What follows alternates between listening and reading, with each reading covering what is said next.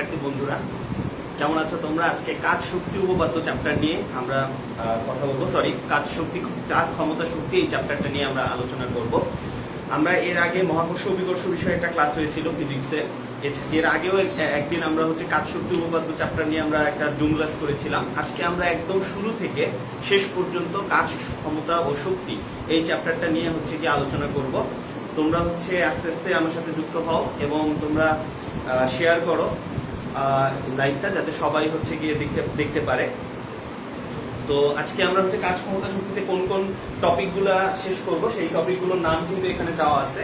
আমরা প্রথমে শুরু করব কাজের একক এবং মাত্রা থেকে, একদম শেষ করব কাজ শক্তি উপপাদ্যতে। তার মানে মোটামুটি চ্যাপ্টারটা শুরু থেকে শেষ পর্যন্ত প্রত্যেকটা টপিক নিয়ে আমরা আজকে আলোচনা করব।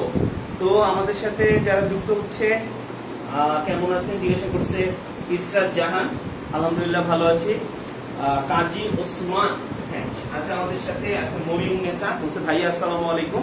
ওয়ালাইকুম আসসালাম। তারপরে আছে কে আছে আমাদের সাথে, আছে আইরিন ইয়াসমিন আছে, আফরিয়া স্বপ্না আছে আমাদের সাথে। তো তোমরা আস্তে আস্তে আমাদের সাথে যুক্ত হও। আমরা একটু 2 মিনিটের মধ্যে ক্লাসটা শুরু করে দিব। আজকে তোমরা খাতা নিয়ে শুরু করো, যেহেতু ফিজিক্সের একটা চ্যাপ্টার। তো তোমাদের এখানে কিন্তু থিওরিটিক্যাল অংশও থাকবে, আবার আমরা ম্যাথমেটিক্স অংশও করে ফেলবো। তো অনেকগুলো ম্যাথ ইনশাল্লাহ আমরা কভার করব আজকে ক্লাসে। আমরা পুরো চ্যাপ্টারটা যেহেতু শেষ করব, তো তোমাদের শুরু থেকে একটু মনোযোগী থাকতে হবে, ঠিক আছে? ওকে, সো আচ্ছা, তাহলে আগে যদি আমরা খেয়াল করি যে কাজ ক্ষমতা শক্তি যে চ্যাপ্টারটা আছে, আচ্ছা আমি বোধহয় ক্রমটা একটু উল্টা লিখছি, আসলে কাজ শক্তি এবং ক্ষমতা। তো কাজ শক্তি এবং ক্ষমতা যে চ্যাপ্টারটা আছে, সেক্ষেত্রে তোমরা এটা 9-10-এও কিন্তু এই চ্যাপ্টারটা নিয়ে তোমরা পড়াশোনা করছো। এখন আমরা ইন্টারমিডিয়েট থেকে আরো যে হায়ার যে কনসেপ্ট গুলো আছে সেগুলো নিয়ে আলোচনা করব, আর একদম শুরু থেকে শেষ পর্যন্ত আমরা ইনশাআল্লাহ কথা বলবো। আচ্ছা, ফারহানা আফরিন আমাদের সাথে যুক্ত হয়েছে। আসসালামু আলাইকুম। ওয়ালাইকুম আসসালাম। ফাইন্ড লাইট আছে আমাদের সাথে। তারপরে হাসান আল মামুন সিয়াম আছে, জান্নাতুল ফেরদৌস আছে। হ্যাঁ, কেমন আছে? আলহামদুলিল্লাহ ভালো আছি। আজকে আমরা কাজ শক্তি ক্ষমতা এই চ্যাপ্টারটা নিয়ে আলোচনা করব, ঠিক আছে? ওকে, তো আমার কাছে মনে হয় আমরা ক্লাসটা শুরু করে দিতে পারি। তো কাজ ক্ষমতা শক্তি বা কাজ শক্তি ক্ষমতার প্রথম যে কনসেপ্টটা জানাটা খুব গুরুত্বপূর্ণ আমি মনে করি, সেটা কাজের সংজ্ঞাটা তোমাদের বুঝতে হবে, যে কাজ কাকে বলে। সো কাজের সবচেয়ে বাংলা লেভেলের যে সংজ্ঞা, মানে একদম ছোটবেলায় তোমরা যে জিনিসটা শিখছো, সেটা কি কাজ ইকুয়াল টু বল ইনটু সরণ। এটা একদম সহজ, যখন আমরা শুরুতে শিখছি যে কাজ মানে কি, কাজ সমান সমান বল ইনটু সরণ। কিন্তু এইটা কিন্তু আসলে 9-10-এর একটা কনসেপ্ট। যখন আমাদেরকে মাত্র কাজের সংজ্ঞা শেখানো হয়েছে, বলছে কোন বস্তুর উপর বল প্রয়োগ করা হলে যদি সরণ ঘটে, তাহলে বল এবং সরণের গুণফলকে আমরা বলতেছি কাজ, ঠিক আছে? তাহলে বল এবং সরণের গুণফলকে আমরা কাজ বলতেছি, এটা ঠিক আছে। বাট আমরা যখন ইন্টারমিডিয়েটে উঠে গেছি, আমাদের এই কনসেপ্টটা কি হবে, আরো ভিতরের দিকে, আরো ডিপের দিকে হবে। ওকে, আমাদের সাথে আরো অনেকে যুক্ত হয়েছে। তাহসিনুল নাইম কক্সবাজার থেকে যুক্ত হয়েছে। অমি সরকার আমাদের সাথে যুক্ত হয়েছে। তারপরে মারিয়া সরকার আছে। প্রকৃতি প্রাপ্তি আছে আমাদের সাথে। ফাহিয়া বেগম আছে। ওয়ালাইকুম আসসালাম। সবাই কেমন আছো? আমরা আজকে যে চ্যাপ্টারটা, তোমরা যারা নতুন যুক্ত হচ্ছে তাদেরকে আবার জানাই, কাজ শক্তি ক্ষমতা এই চ্যাপ্টার নিয়ে আমরা পড়তেছি। প্রথমে আমরা যে অংশটা নিয়ে আলোচনা করতেছি সেটা কাজের সংজ্ঞা। কাজ কাকে বলে? তোমাদের পরীক্ষায় একদম ক নাম্বারের জ্ঞানগুলোকে একটা প্রশ্ন আসবে যে কাজ কি। তো সেক্ষেত্রে তোমাকে কাজের সংজ্ঞা দিতে হবে। তো কাজের সংজ্ঞার ক্ষেত্রে আমরা 9-10-এর বইয়ে যেটা আগে লিখতে হবে, কাজ সমান সমান বল ইনটু সরণ। কিন্তু আসলেই কি বল প্রয়োগ করলে, শুধু সরণ হলে, সেই দুটোকে গুণ করে দিলেই কি আমরা কাজ পাবো কিনা? তাহলে খেয়াল করো, আমরা একটা এক্সাম্পলে চাই। মনে করে এটা একটা বস্তু, এই বস্তুটার উপর আমরা এফ বলে বল প্রয়োগ করতেছি। এতে বস্তুটা এই দিক বরাবর এস তার সরণ হলো। তাহলে আমরা জানি যে একটা সরলরেখা বরাবর দূরত্বকে আমরা সরণ বলি। তাহলে বস্তুটার উপর এফ বল প্রয়োগ করা হলো, এবং এফ বল প্রয়োগ করাতে বস্তুটার সরণ হলো এস। এখন সাপোজ বল প্রয়োগ করা হয়েছে 2 নিউটন আর সরণ হয়েছে 2 মিটার। তাহলে কি আমরা বলবো যে বল ইনটু সরণ ইকুয়াল টু কাজ? ঠিক আছে, নরমালি কিন্তু 9-10 আমরা বলতাম কাজ সমান বল ইনটু সরণ। সেই হিসেবে আমার বল হয়েছে 2 নিউটন, সরণ হয়েছে 2 মিটার। তুমি ভাবতা যে আচ্ছা ঠিক আছে, তাহলে বল ইনটু সরণ, আমার কাজের পরিমাণ হবে 2 ইনটু 2 4 জুল। কিন্তু এটা কিন্তু 4 জুল হবে না। কেন হবে না? কারণ বস্তুর উপর বল প্রয়োগ করার পর বল যেদিকে প্রয়োগ করা হয়েছে সেই দিকে কিন্তু বস্তুর সরণ ঘটেনি, বরং বস্তুর সরণ ঘটেছে একটু অ্যাঙ্গেল করে। তাহলে বলের সাথে সরণের একটা কোণ উৎপন্ন হয়েছে, যেটাকে আমরা বলতেছি থিটা। তাহলে যদি একটা বস্তুর উপর বল প্রয়োগ করলে সব সময় যে বল যেদিকে প্রয়োগ করব সেই দিকেই যাবে এমন নাও হতে পারে। একটা বস্তুর উপর আমি বল প্রয়োগ করেছি, সে বলের দিক বরাবর না গিয়ে তার সাথে থিটা ডিগ্রি অ্যাঙ্গেলে যদি সরণ ঘটে, তাহলে আমরা বলতেছি যে কাজের পরিমাণ কি হবে? বল ইনটু বলের দিকে সরণের উপাংশ। এই যে সরণ, এই কথাটাকে এখন আমরা কি চেঞ্জ করে দিয়ে কি বলতেছি? বলের দিকে সরণের উপাংশ। তাহলে এখন কথা হচ্ছে বলের দিকে সরণের উপাংশ কি? তোমরা ভেক্টর চ্যাপ্টারে পড়েছো যে যদি ভূমি বরাবর অর্থাৎ থিটার সাথে যদি অ্যাঙ্গেল করে থাকে তাহলে ভূমি উপাংশটা হয় cos থিটা। তার মানে এটা হচ্ছে s ইনটু cos থিটা। অর্থাৎ বস্তুর উপর F বল প্রয়োগ করলে বলের দিকে সরণ হচ্ছে s, এটা সরণের উপাংশটা কত হচ্ছে? s into cos theta. ভূমি উপাংশ হচ্ছে cos থিটা আর লম্ব উপাংশ হচ্ছে sin থিটা, sin থিটা। তাহলে বস্তুর উপর আমি F বল প্রয়োগ করছি, বস্তুর উপর যেদিকে বল প্রয়োগ করছি সেই বরাবর যে সরণটা হইছে সেটাকে আমরা কি বলবো? সেই বরাবর যে সরণটা হইছে সেটা হচ্ছে বলের দিকে সরণের উপাংশ। সুতরাং আমরা এখানে কি বলতেছি যে আমরা আগে বললাম কাজ সমান বল ইনটু সরণ, না হয়ে এখন কি হবে? বল ইনটু বলের দিকে সরণের উপাংশ। এখন মনে করো যে এই কোণটাকে আমরা বলে দিলাম 60 ডিগ্রি, অর্থাৎ একটা বস্তুর উপর 2 নিউটন বল প্রয়োগ করাতে বস্তুটার 2 মিটার সরণ হয়েছে, যেটা বলের সাথে 60 ডিগ্রি কোণ উৎপন্ন করে। তাহলে W দ্বারা আমরা কাজকে সূচিত করি, তাহলে এটা কি হবে? বল হচ্ছে F আর সরণের দিকে বলের দিকে সরণের উপাংশ হচ্ছে s cos থিটা। তাহলে সব মিলে হয়ে গেল F s cos থিটা। তাহলে এখানে বল হচ্ছে 2 নিউটন, সরণ হয়েছে কত? ঠিক আছে, আচ্ছা আমার মনে হয় নিচের দিকে চলে গেছে, আমি একটু সাইডে করে দিই। তাহলে এখানে আমার বল হয়েছে কত? 2 আর সরণ হয়েছে কত? 2 আর cos 60 ডিগ্রি লিখতে হবে। সো cos 60 ডিগ্রির মান কত? হাফ। তাহলে 2 ইনটু 2 ইনটু হাফ, তাহলে 2 দুগুণে 4, 4 কে অর্ধেক করলে কত হয়? 2 জুল। ঠিক আছে, সো আমরা মোটামুটি একটা ম্যাথমেটিক্যাল জিনিস পেয়ে গেলাম। আচ্ছা আমরা এখন আবার দেখি আমাদের সাথে কারা কারা আছে। অমি সরকার আছে, আলামিন হোসেন আছে, আফরিয়া স্বর্ণা আছে, মারিয়া সরকার আছে, আরো অনেকে আছে। ঠিক আছে, সো তোমরা দ্রুত এই লাইভটা হচ্ছে শেয়ার করে দাও, যাতে হচ্ছে অন্যরা হচ্ছে এই লাইভটা দেখে এবং উপকৃত হতে পারে। ঠিক আছে, এবং তোমাদের টাইম লাইনে থেকে যায়। সো এখন যদি আমরা বলি কাজের সংজ্ঞাটা কি, তাহলে আমরা ম্যাথমেটিক্যালি যেহেতু জিনিসটা বুঝতে পারছি, সো এখন কাজের সংজ্ঞাটা কি লিখবা? পরীক্ষায় যদি বলে কাজ কাকে বলে, তুমি যদি লেখো যে বল এবং সরণের গুণফলকে কাজ বলে, গোল্লা, আমি কোনো মার্ক দিতে পারবো না। তুমি যদি দেখো একটি বস্তুর উপর বল প্রয়োগ করা হলে বলের দিকে যদি সরণ হয় তাহলে বল এবং সরণের গুণফলকে কাজ বলে, এটা মোটামুটি একটা ভালো সংজ্ঞা। বাট সবচেয়ে ভালো সংজ্ঞা হচ্ছে কোন বস্তুর উপর বল প্রয়োগ করা হলে যদি বস্তুটির সরণ হয় তাহলে ওই বল এবং বলের দিকে বস্তুর সরণের উপাংশের গুণফলকে কাজ বলে। তোমরা যারা খাতা নিয়ে বসে আছো দ্রুত এই সংজ্ঞাটা লিখে ফেলো। সেটা হচ্ছে কি, কোন বস্তুর উপর যদি বল প্রয়োগ করা হয় তাহলে বস্তুর উপর যেদিকে বল প্রয়োগ করা হচ্ছে সেই বল এবং বলের দিকে সরণের উপাংশের গুণফলকে কি বলে? কাজ বলে। সো এইখানে আমরা দেখতেছিলাম যে 2 নিউটন বল প্রয়োগ করা হচ্ছে আর এতে তার সরণ 2 মিটার ঘটছে। তো বল ইনটু সরণ হলে কাজের মান হচ্ছে 4 জুল, কিন্তু সেটা না হয়ে কি হয়েছে, এখানে যেহেতু 60 ডিগ্রি অ্যাঙ্গেলে বস্তুটার সরণ ঘটেছে তাহলে cos 60 ডিগ্রি দিয়ে আমরা গুণ করে দিয়েছি। cos 60 ডিগ্রির মান হাফ, তার জন্য কাজের মান হয়েছে কত? 2 জুল। ঠিক আছে, সো আমরা কিন্তু মোটামুটি বুঝে গেলাম যে একটা বস্তুর উপর যদি বল প্রয়োগ করা হয় এবং সরণ ঘটে তাহলে সেক্ষেত্রে কাজটা কিরকম হবে। তাহলে তোমরা যারা সংজ্ঞাটা সুন্দর করে লিখছো তারা এভাবে লেখো, কোন বস্তুর উপর বল প্রয়োগ করা হলে বলের দিকে যে সরণ ঘটে সেই উপাংশের গুণফলকে আমরা বলতেছি কাজ। কাজকে W দ্বারা প্রকাশ করা হয়, কাজের একক হচ্ছে জুল। সো আমরা যদি এখন সহজ আরেকটা অঙ্ক লিখি, যে একটা বস্তু, এই বস্তুর উপর আমি 10 নিউটন বল প্রয়োগ করলাম, বস্তুটা বলের সাথে 45 ডিগ্রি অ্যাঙ্গেলে 5 মিটার দূরত্ব অতিক্রম করলো। তোমাদের সৃজনশীলে কিন্তু চিত্রের মাধ্যমে প্রশ্ন আসে। সো 10 নিউটন বল প্রয়োগ করা হলো এই দিকে, বস্তুটার 5 মিটার সরণ ঘটলো, সেটা হচ্ছে বলের সাথে 45 ডিগ্রি কোণে। সেক্ষেত্রে কৃত কাজের মান কত? তাহলে আমাদের কি হবে যে এই ক্ষেত্রে আমরা বলি কৃত কাজকে আমরা W দ্বারা প্রকাশ করতেছি, সূত্র হচ্ছে Fs cos θ। তাহলে F হচ্ছে আমার এখানে 10 নিউটন, সরণ হচ্ছে আমার 5 মিটার, আর cos θ এর মান হচ্ছে cos 45 ডিগ্রি। এখন আমরা জানি cos 45 ডিগ্রির মান কত, 1/√2, আর নিউটন ইনটু মিটার মানে জুল। তার মানে এখানে আমার আসছে 25√2 জুল। এটা আমরা যদি ক্যালকুলেটরে বসিয়ে দেই তাহলে আমরা এই ভ্যালুটা পেয়ে যাব।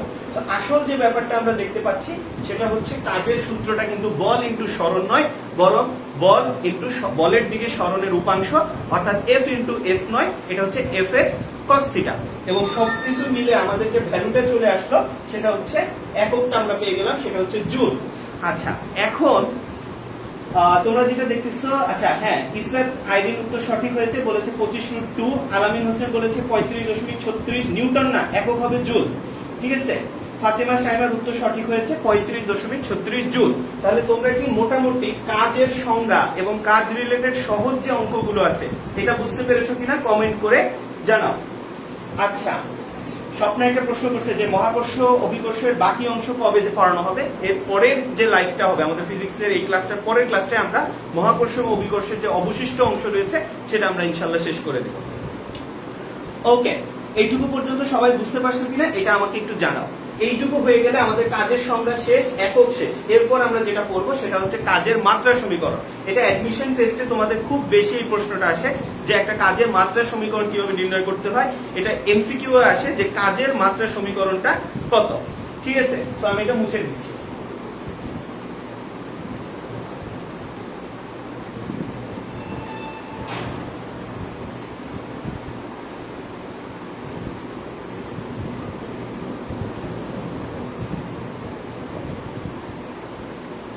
আচ্ছা, এখানে আমাদের মাথায় রাখতে হবে যে আমরা যখন কাজের মাত্রা সমীকরণ নিয়ে আলোচনা করি আমরা প্রথমে কি করি, আমরা নরমালি লিখি কাজ। এখন কাজকে আমরা নরমাল ভাবে চিন্তা করলে কিন্তু কাজ মানে বল ইনটু সরণ, কারণ সরণ মানে সরণের মাত্রা যেই জিনিস, আর বলের দিকে সরণের উপাংশ সেটার মাত্রাও কিন্তু একই জিনিস, দুইটাই দৈর্ঘ্যকে বোঝায়। তাহলে আমরা এরপরে যদি আসি বল, বল মানে কি, ভর ইনটু ত্বরণ।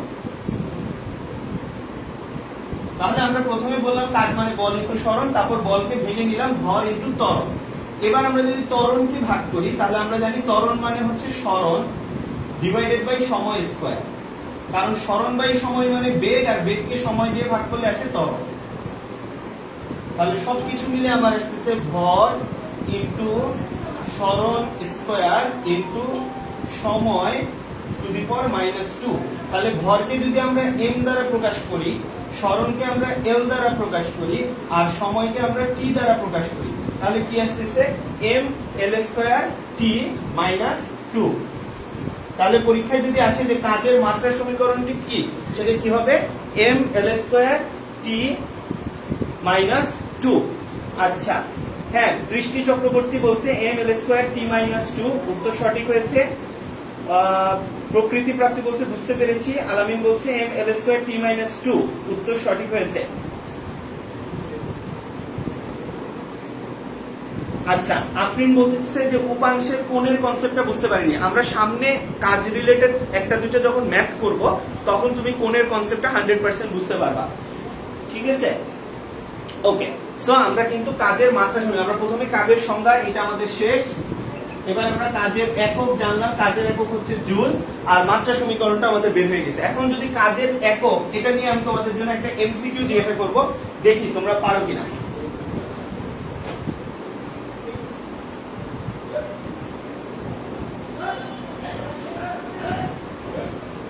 আমরা বললাম 1 জুল সমান সমান কত, রোমানে অপশন থাকবে 1 newton metre, 1 watt per second,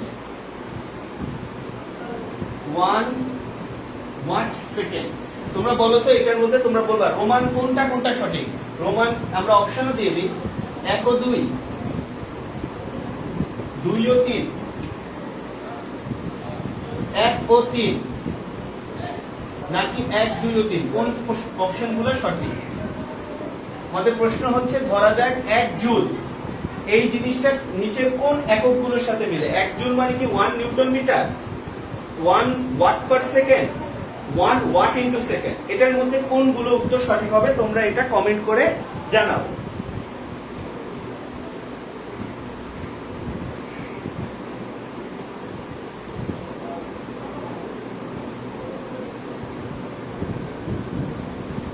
আচ্ছা, অর্পিতা নওশিন তৃষা ও বলতেছে খ হবে অ্যান্সার। আচ্ছা, খ হবে ওর মতে, ওর অ্যান্সারটা বলতেছে খ। আচ্ছা, আর কি কি মনে করো একটু অ্যান্সারটা জানাও। আর এর মধ্যে বলে ফেলি, তোমরা যারা লাইভটা দেখতেছো তোমরা এটা শেয়ার করে দাও যাতে তোমাদের টাইমলাইনে এটা থাকে। আর হচ্ছে তোমরা হচ্ছে কমেন্ট করো। আর যারা যে জায়গাতে প্রশ্ন বুঝতে পারছো না সেটা তোমরা আমাদেরকে প্রশ্ন কমেন্টে প্রশ্ন করে জানাও। আচ্ছা, কাজী ওসমান বলেছে ক, আলামিন হোসেন বলেছে ক। ওকে, স্বপন চৌধুরী বলেছে 1 ও 2। আচ্ছা, সবাই বলতেছে ক। তাহলে আমরা দেখি। আচ্ছা, আমরা বললাম কি জুল মানে কি কাজের একক, এটা মাথায় রাখতে হবে। জুল মানে হচ্ছে কাজের একক। তাহলে কাজ মানে কি বল ইনটু সরণ, তাহলে বলের একক নিউটন, সরণের একক মিটার, এটা ঠিক আছে। আবার আমরা জানি ক্ষমতা মানে কি, ক্ষমতাকে আমরা পি দ্বারা প্রকাশ করি, P equal to W by T. তার মানে কাজকে সময় দিয়ে ভাগ করলে আমরা ক্ষমতাটা পাই। তাহলে ওয়াট হচ্ছে আমার ক্ষমতার একক, তাহলে এটাকে সময় দিয়ে ভাগ করলে আমার এককটা কি হবে ওয়াট পার সেকেন্ড, তাই না? তার মানে আমি যখন বলতেছি ওয়াট পার সেকেন্ড, এটা সরি একটু ভুল বলছি, আমরা যখন বলতেছি জুল পার সেকেন্ড এটা মানে হচ্ছে 1 ওয়াট। তাহলে উভয় পক্ষকে যদি এস দিয়ে গুণ করি তাহলে আমরা কি পাবো, 1 জুল মানে হচ্ছে 1 ওয়াট সেকেন্ড। ঠিক আছে, ওয়াট পার সেকেন্ড না, ওয়াট সেকেন্ড। এটা দেখো তোমরা কিন্তু ভুল করে ফেলছো। অ্যানসার বলছো, কেউ বলছো ক, কেউ বলছো খ, কিন্তু অ্যানসার হবে গ। কেউ কি গ বলছো? দেখছো কেউ গ বলো না, দেখছো ছোট্ট একটা ভুল হয়ে গেছে। কারণ আমাদের এটাই ব্যাপারটা ছিল যে আমরা কাকে নিয়ে কাজ করতেছি, কাজকে নিয়ে কাজ করতেছি। 1 জুল, তাহলে কাজকে আমরা দুই ভাবে চিন্তা করতে পারি। যে কাজ মানে আমি আবার এখানে লিখছি, আমরা কি বলতে পারি, কাজ মানে আমরা বলতে পারি, একটা বলতে পারি বল ইনটু সরণ, আরেকটা কি বলতে পারি, আমরা বলি যে কাজ বাই সময়, এটাকে আমরা বলি ক্ষমতা। তাহলে আমরা কি বলতে পারি, কাজ ইকুয়াল টু কি ক্ষমতা ইনটু সময়। দুই ভাবে কিন্তু চিন্তা করা যায়। তাহলে কাজের দুইটা জিনিস হতে পারে, একটা হচ্ছে বল ইনটু সরণ, আর একটা হতে পারে ক্ষমতা ইনটু সময়। তাহলে বল ইনটু সরণ মানে হচ্ছে বলের একক নিউটন, সরণের একক মিটার, তার মানে 1 joule equal to 1 newton metre. আবার কাজ ইকুয়াল টু ক্ষমতা ইনটু সময়, ক্ষমতার একক হচ্ছে ওয়াট, সময়ের একক হচ্ছে সেকেন্ড, তার মানে 1 joule equal to 1 watt second. তার মানে আমরা দেখো, তোমরা বলতাম না আগে আমরা কাজের একক কিন্তু এই জন্য এটা দিয়েছি 1 কিলোওয়াট ঘন্টা। এটা শুনলেই যেহেতু ওয়াট আছে তোমরা মনে করো এটা ক্ষমতার একক, কিন্তু 1 কিলোওয়াট ঘন্টা কিন্তু কাজের একক। সেরকম 1 ওয়াট সেকেন্ড, কিলোওয়াটের ছোটটা হচ্ছে ওয়াট, ঘন্টার ছোটটা হচ্ছে সেকেন্ড। তাহলে 1 ওয়াট সেকেন্ডও কি হবে, এটা হচ্ছে কাজের একক। ঠিক আছে। হ্যাঁ, ইসরাত আইডিন ও বলতেছে যে ভাই আমি গ বলেছি। হ্যাঁ, উত্তর সঠিক। আর বাকি যারা বলছো যে ওটা একটু ভুল হইতেই পারে, কারণ কোশ্চেনটা একটু কিন্তু ঝামেলা। এই ধরনের প্রশ্নগুলো কিন্তু ইন্টারমিডিয়েট পরীক্ষাগুলোতে, বোর্ড পরীক্ষাগুলোতে খুব বেশি আসে। তো তোমরা এটা মাথায় রাখবা। কি বললাম যে 1 জুল, এটা কি 1 জুল মানে 1 নিউটন মিটার হতে পারে, বল ইনটু সরণ। আরেকটা হচ্ছে যে তোমরা যেটা বলতেছি যে ক্ষমতা ইনটু সময়, এটা মানে হচ্ছে কাজ।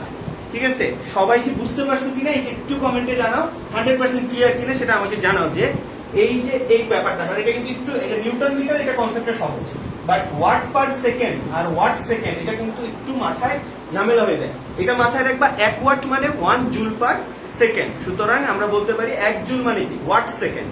সো এটাকে 100% বুঝতে পারছো কিনা? হ্যাঁ, আলামিন বুঝতে পেরেছে, ও বলছে ক্লিয়ার। ওকে,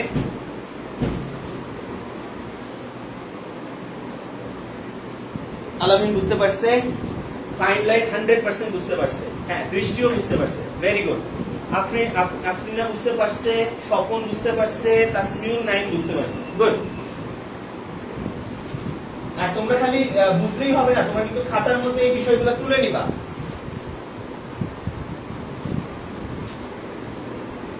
ওকে, তাহলে আমাদের কাজের সংজ্ঞা ডান হয়ে গেল, কাজের একক এবং মাত্রা এই পার্টটাও কিন্তু আমাদের হয়ে গেছে। তাহলে এবার আমরা যাই শক্তি। কাজের পরে আমরা চলে আসতেছি শক্তিতে। আচ্ছা, শক্তির আগে যেহেতু তোমাদের দেখা গেল অঙ্ক দিলে তোমাদের একটু ঝামেলা হয়, তো আমরা আরেকটা অঙ্কে চলে আসি, ঠিক আছে? সেটা হচ্ছে একটা বস্তু মনে করো এই যে এখানে ভূমিতে আছে, এই বস্তুকে একটা ইট মনে করো, এটার ভর দেওয়া আছে হচ্ছে 2 কেজি। তাহলে 2 কেজি ভরের একটা ইটকে আমি মনে করো 10 মিটার উপরে উঠাইছি, ঠিক আছে? 2 কেজি ভরের একটা বস্তুকে 10 মিটার উপরে ওঠানো হয়েছে। এবার আমরা প্রশ্ন করতেছি যে আমার কর্তৃকৃত কাজ কত। এখানে একটা ব্যাপার মনে রাখবা, কাজ কে করতেছে এটা খুব ইম্পর্টেন্ট। তাহলে আমি জিজ্ঞাসা করলাম যে এই একটা বস্তু, এই বস্তুটাকে আমি 10 মিটার উচ্চতায় উঠাইছি, সেক্ষেত্রে আমি বল প্রয়োগ করছি, আমার কর্তৃকৃত কাজ কত, ঠিক আছে? এই ক্ষেত্রে দেখো আমরা এতক্ষণ কিন্তু এফ সরাসরি বলে দিচ্ছিলাম যে একটা বস্তুর ক্ষেত্রে এফ হচ্ছে এত। এখানে কিন্তু আমি এফ বলি নাই, এখানে আমি বলতেছি যে একটা এম ভরের বস্তু, এটাকে এই উচ্চতায় ওঠানো হয়েছে, কৃত কাজ কত। তাহলে আগের মতো কি করা যাবে কিনা? হ্যাঁ করা যাবে। W ইকুয়াল টু আমরা কি বলি, এফ এস কস থিটা। তাহলে এক্ষেত্রে বস্তুটার বল কি বলতো? একটা বস্তুকে বল প্রয়োগ করা হচ্ছে, তার ভর এম, তাহলে বল হচ্ছে ভর ইনটু ত্বরণ।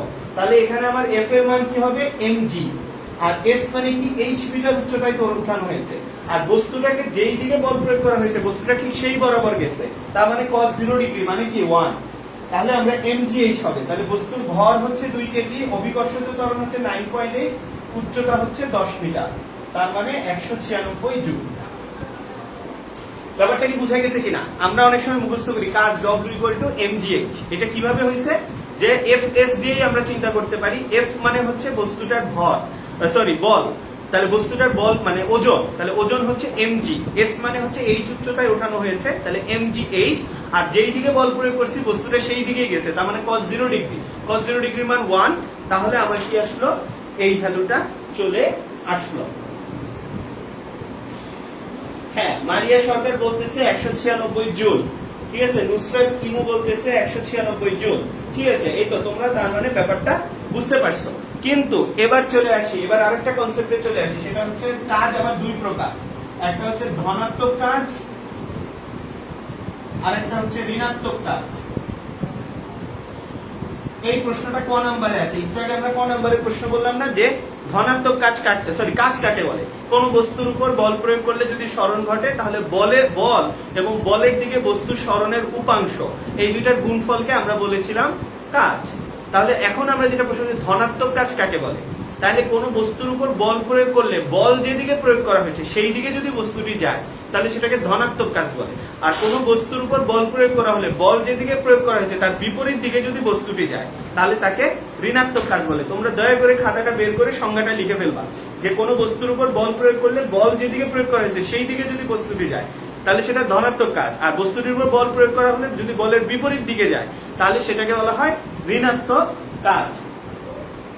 হ্যাঁ, এই যে নাজিয়া নুসরাত ও বলতেছে বলের দিকে কাজ হলে সেটা হচ্ছে ধনাত্মক কাজ। এখন ঘটনা হচ্ছে এই দিকে আমি প্রশ্নটা করছিলাম যে ব্যক্তি কর্তৃকৃত কাজ কত। ব্যক্তি কর্তৃক, অর্থাৎ একজন ব্যক্তি এই দিকে বস্তুটাকে বল প্রয়োগ করে 10 মিটার উপরে উঠাইছে, তাহলে ব্যক্তি কর্তৃকৃত কাজ কি, ধনাত্মক।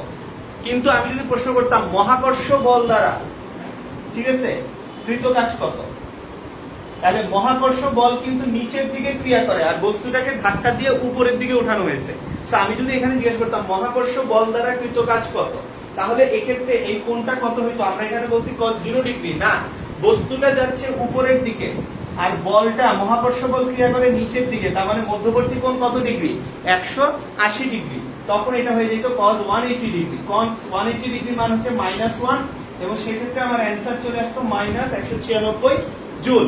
তাহলে আমরা বুঝতে পারলাম যে কি হইতে পারে, এটা হতে পারে ঋণাত্মক কাজও হতে পারে। তার মানে কোন বস্তুর উপর বল প্রয়োগ করলে বস্তু যদি বলের বিপরীত দিকে যায়, তাহলে সেই জিনিসটাকে আমরা কি বলতেছি, সেটাকে আমরা বলতেছি ঋণাত্মক কাজ। ঠিক আছে, ওকে। আরেকজন প্রশ্ন করতেছে ভাইয়া অভিকর্ষ হবে কিনা? আরে হবে তো, আমি তো বলে দিছি যে এই কাজটা আমার অর্ধেক হয়েছে। অভিকর্ষ ক্লাসটা আমরা নেক্সট যে ক্লাসটা হবে সেই ক্লাসে আমরা রুটিনে বলে দিব যে এরপরে কবে ক্লাস হবে, সেই দিন আমরা হচ্ছে গিয়ে আমরা ওই ক্লাসটা নিয়ে নিব। এই যে আমরা বলছি না কাজ ক্ষমতা শক্তি ক্লাসটা তো জুম ক্লাস হয়েছিল, আমরা বলছি না যে এটা আমি অনলাইনে নিয়ে নিব, লাইভ ক্লাস নিব, আমরা এখন লাইভে নিয়ে নিচ্ছি। তো সামনেই আমরা কি করব, মহাকর্ষের উপর ক্লাসটা নিয়ে নিব। আচ্ছা, এখন এইটুকু কি বুঝতে পারছো কিনা? ঠিক আছে, সবাই একটু জানাও যে তাহলে ধনাত্মক কাজ আর ঋণাত্মক কাজ বুঝছি কিনা। কোন বস্তুর উপর বল প্রয়োগ করলে যদি বলের দিকে বস্তুটি সরণ ঘটে তাহলে ধনাত্মক কাজ, আর যদি বলের বিপরীত দিকে সরণ ঘটে তাহলে ঋণাত্মক কাজ। এবার তোমাদের জন্য একটা প্রশ্ন, একটা স্প্রিং কে একটা ছেলে টানছে, একটা স্প্রিং, এরকম একটা স্প্রিং আছে, একটা স্প্রিং কে একটা ছেলে টানছে, ব্যক্তি কর্তৃক কৃত কাজ কি ধনাত্মক না ঋণাত্মক? একটু চিন্তা করে বলো। তোমার হাতে একটা স্প্রিং আছে, স্প্রিংটাকে তুমি টানতেছো, ব্যক্তি কর্তৃক কৃত কাজ কি ধনাত্মক না ঋণাত্মক? বলো তো। আচ্ছা, মনের কথা বলতেছে, সে 100% ক্লিয়ার, বুঝতে পারছে, দৃষ্টি বলছে বুঝতে পারছে। আচ্ছা, আলামিন একটা প্রশ্ন করছে, আমি যদি বস্তুকে বল প্রয়োগ করি এবং সেটি যদি সোজা বা বিপরীতে না যেয়ে ভিন্ন কোণে যায় তাহলে কি ধরনের কাজ হবে? আচ্ছা আলামিন, তোমার প্রশ্নের উত্তর আমরা দিব। আপাতত আমরা কোণ নিয়ে চিন্তা করতেছি যে যেদিকে বল প্রয়োগ করে সেই দিকে যায় মানে 0 ডিগ্রি, আর একটা হচ্ছে যেই দিকে বল প্রয়োগ করতে তার বিপরীত দিকে যায় মানে 180 ডিগ্রি। এরপরে অন্য ডিগ্রির ক্ষেত্রে কি হয় সেটা আমরা একটু পরে আসি। তাহলে খেয়াল করে দেখো, হ্যাঁ ভালো, তোমরা বুঝতে পারছো যে দিশা, তারপরে কাজী ওসমান, সাইমা, বৃষ্টি, হ্যাঁ সবাই সঠিক উত্তর দিচ্ছে। তোমরা তার মানে পুরো জিনিসটা অনুধাবন করতে পারছো।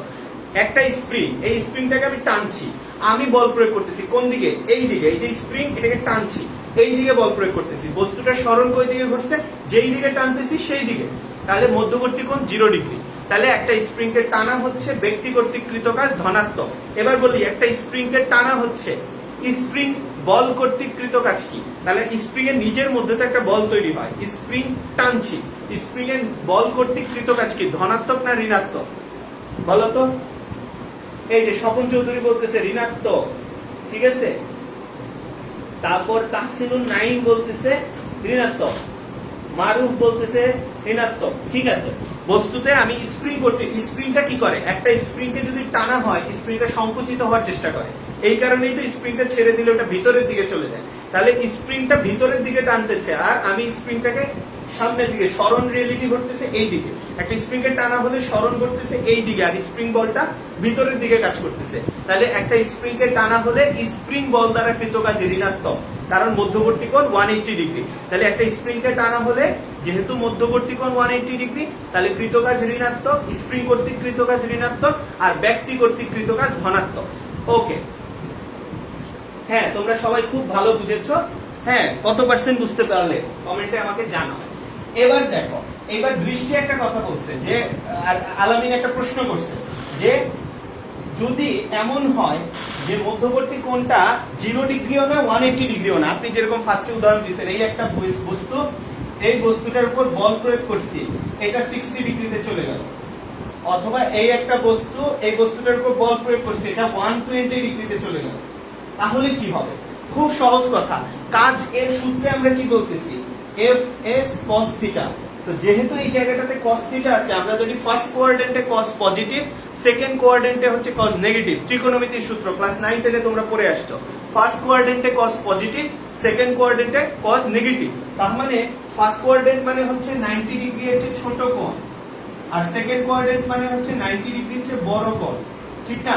তার মানে থিটার মান যদি ফার্স্ট কোঅর্ডিনেটে থাকে অর্থাৎ 90 ডিগ্রির চেয়ে ছোট হয় তাহলে এটা পজিটিভ, কারণ বল যেই দিকে দিছি সেই দিকেই বস্তুটা গেছে, যদিও একটু অ্যাঙ্গেল করে গেছে কিন্তু বলও এই দিকে, বস্তুর সরণও এই দিকে, আর বস্তুটার বল প্রয়োগ করলাম এই দিকে, সরণ হলো বিপরীত দিকে, তার মানে সেকেন্ড কোঅর্ডিনেট, সেক্ষেত্রে কাজ হবে নেগেটিভ।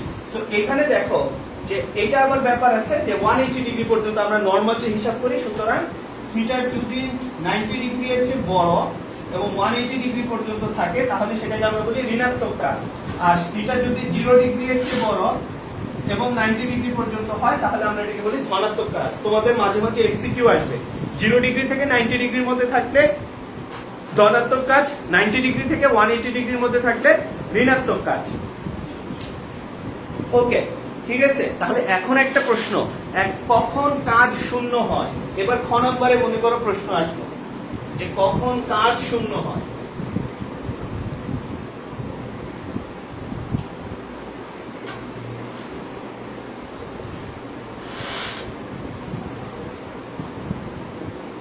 তাহলে কখন কাজ শূন্য হয়? দুইটা ক্ষেত্রে কাজ শূন্য হতে পারে, একটা হচ্ছে সরণ যদি শূন্য হয়, এটা 6-7 এ পড়ছো, আর একটা হচ্ছে গিয়ে মধ্যবর্তী কোণ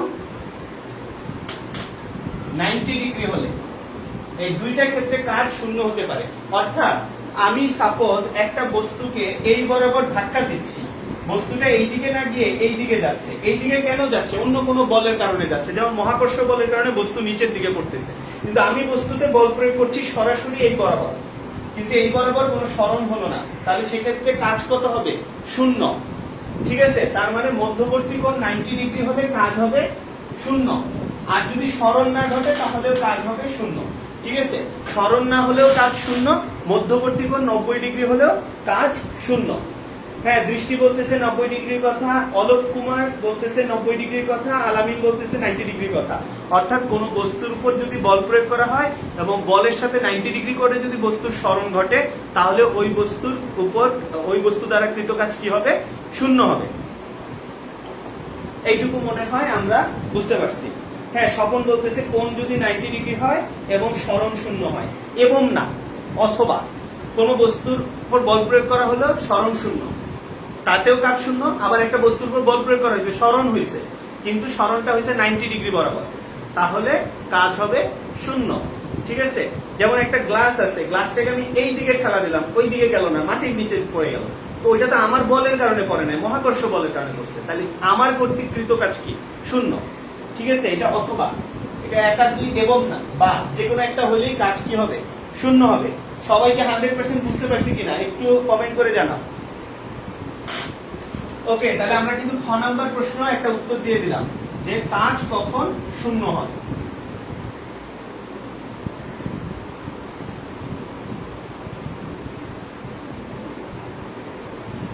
আচ্ছা, এইখানে এই চ্যাপ্টারের সাথে অতটা কনসেপ্টটা যায় না, তারপরেও তোমাদেরকে একটা কথা মাথায় রাখতে হবে। একটা ছেলে একটা ইট নিয়ে দাঁড়িয়ে আছে, এটা একটা ইট, ইটের ওজন 2 কেজি। একটা ছেলে একটা ইট নিয়ে দাঁড়িয়ে আছে, ইটের ওজন 2 কেজি। ক নাম্বার প্রশ্ন,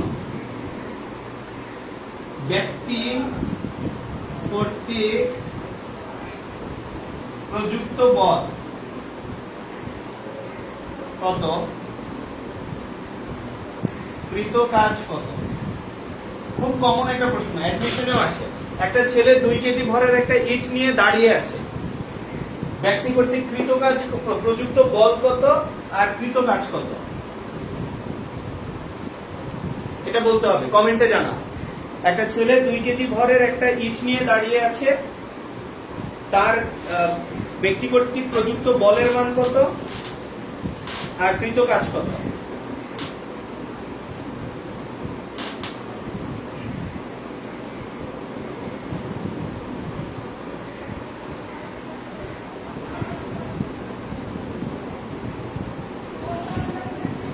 ওকে, সবাই বলতেছে কৃতকাজ শূন্য। যারা বলতেছে কৃতকাজ শূন্য তাদের উত্তর সঠিক হয়েছে।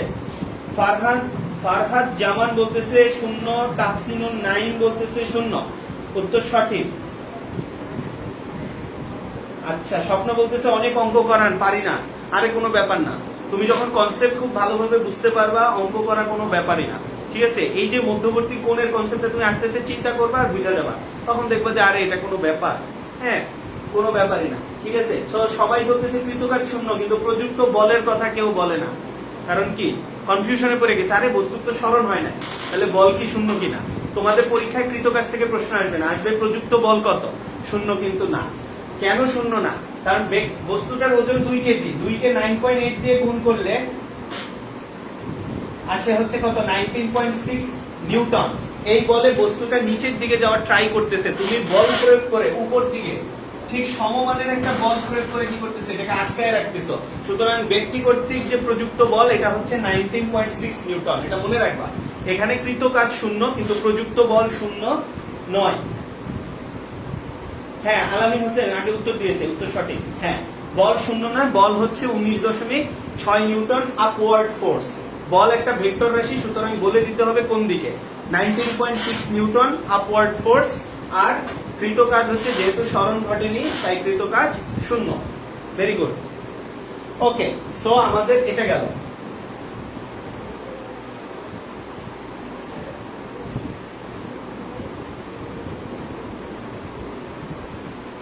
তাহলে আমাদের এই দুইটা শেষ। এরপরে আরেকটা জিনিস দেখো, কাজকে আমরা w দ্বারা প্রকাশ করি, আমরা সূত্র বললাম fs cos θ। সো যেহেতু fs cos θ, কে জানি একটা বললো যে ভাইয়া অনেক অনেক অঙ্ক করান, এজন্য আমি কিছু অঙ্ক আচ্ছা ফাতেমা বলছে বুঝি নাই। বুঝো নাই কি? একটা ব্যক্তি একটা ইট নিয়ে দাঁড়ায় আছে, যেহেতু সে একটা ইট নিয়ে দাঁড়ায় আছে, তার ইটের কোনো সরণ হচ্ছে না, সুতরাং তার কৃতকাজ হচ্ছে 0। কিন্তু আমি যদি 0 জুল, এবার যদি আমরা বলি ব্যক্তিটি কোনো বল প্রয়োগ করছে কিনা, তাহলে ব্যক্তিটা বল ইটটার ওজন কিন্তু নিচের দিকে কাজ করতেছে, আর ব্যক্তি ওই বলটাকে উপরের দিকে সমমানের বল প্রয়োগ করে ইটটাকে ধরে রাখছে। সুতরাং সেক্ষেত্রে আমরা কি বলতে পারি, যেহেতু সে ইটটাকে ধরে রেখে বস্তুটাকে মানে সমানভাবে রাখছে, সুতরাং বস্তুর ওজনের সমান সে উপরের দিকে বল প্রয়োগ করছে, যেটাকে আমরা প্রতিক্রিয়া বল বলতে পারি। সুতরাং ব্যক্তি কর্তৃক প্রযুক্ত বল হচ্ছে mg, m × g, বস্তুর ভর হচ্ছে 2 কেজি, g হচ্ছে 9.8। এখন কি সবাই বুঝতে পারছো কিনা? হ্যাঁ, অভিকর্ষ বলের বিপরীতে কাজ হচ্ছে 0, অভিকর্ষ বল দ্বারা কৃত কাজ 0, দুটোই 0। আচ্ছা ওকে, ঠিক আছে, মোটামুটি বুঝা গেছে সবার। এবার দেখো আমরা w বলতেছি fs cos θ। এখন তোমরা কি জানো যে cos θ মানে কি? আমরা জানি যে ক্রস গুণন, ভেক্টর চ্যাপ্টার যারা পড়ে আসছো, দুইটা গুণন করছো। ক্রস গুণনের ক্ষেত্রে আসে sin θ, আর ডট গুণনের ক্ষেত্রে কি আসে? সেখানে আসে cos θ। সুতরাং আমার এখানে একটা ডট গুণন আছে, তাহলে আমি এখান থেকে কি বলতে পারি? fs cos θ, এটাকে যদি আমি ডট গুণ দিয়ে লিখতে চাই, তাহলে এটা হবে f ডট s। ঠিক আছে, ওকে। তাহসিনুন নাইম বলতেছে বুঝতে পারছি, স্বপন বুঝতে পারছে, আইরিনও বুঝতে পারছে। চমৎকার, তোমরা সবাই বুঝতে পেরে গেছো। ওকে, তাহলে আমরা এখন কি করলাম যে এই fs cos θ এই জিনিসটাকে আমরা বুঝলাম যে কাজ কি? একটা স্কেলার রাশি। কাজ হচ্ছে একটা স্কেলার রাশি, তার জন্য কাজের জন্য কি হয়? ডট গুণন হয়। ঠিক আছে, কেন হয়? কারণ এটার মধ্যে কি আছে? cos θ কাজ করে। So fs cos θ f dot s। সুতরাং তোমাকে যদি আমি দুইটা ভেক্টর রাশি দিয়ে দেই, f একটা ভেক্টর রাশি, s একটা ভেক্টর রাশি, দুইটা ভেক্টর রাশি মনে করো একসাথে দেওয়া আছে। সো f ভেক্টর রাশি এবং s ভেক্টর রাশি দুইটা যদি পাশাপাশি দেওয়া থাকে, এবার আমি তোমাকে বলি যে কৃত কাজের মান কত, তাহলে অনেকেই যে কাজটা করে, ভাই অ্যাঙ্গেল দেয় না, আমি শেষ। ঠিক আছে, আমি কোশ্চেনটা বলে দিচ্ছি।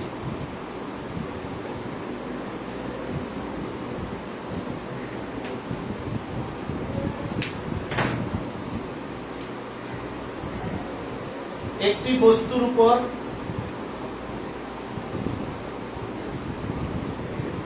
F = 2i cap plus 3j cap minus 4k cap বল প্রয়োগ করায়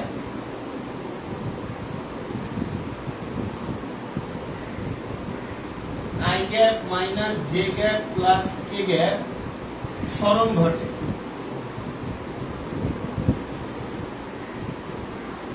কৃত কাজের মান কত?